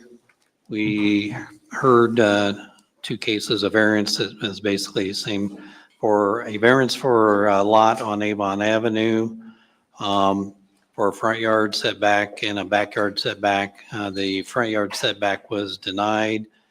The backyard setback was approved. And then there's a special exception to allow residential units on a upper story, and that special exception was denied. Okay. Any further committee reports? Redevelopment from last week, in addition to invoice approvals, several updates regarding Dan Jones, County Road 100 South, Greg Garritas annual report to taxing entities, and the 2025 TIF spending plan. Any other committee reports? Anything for the good of the order? In that case, we are adjourned.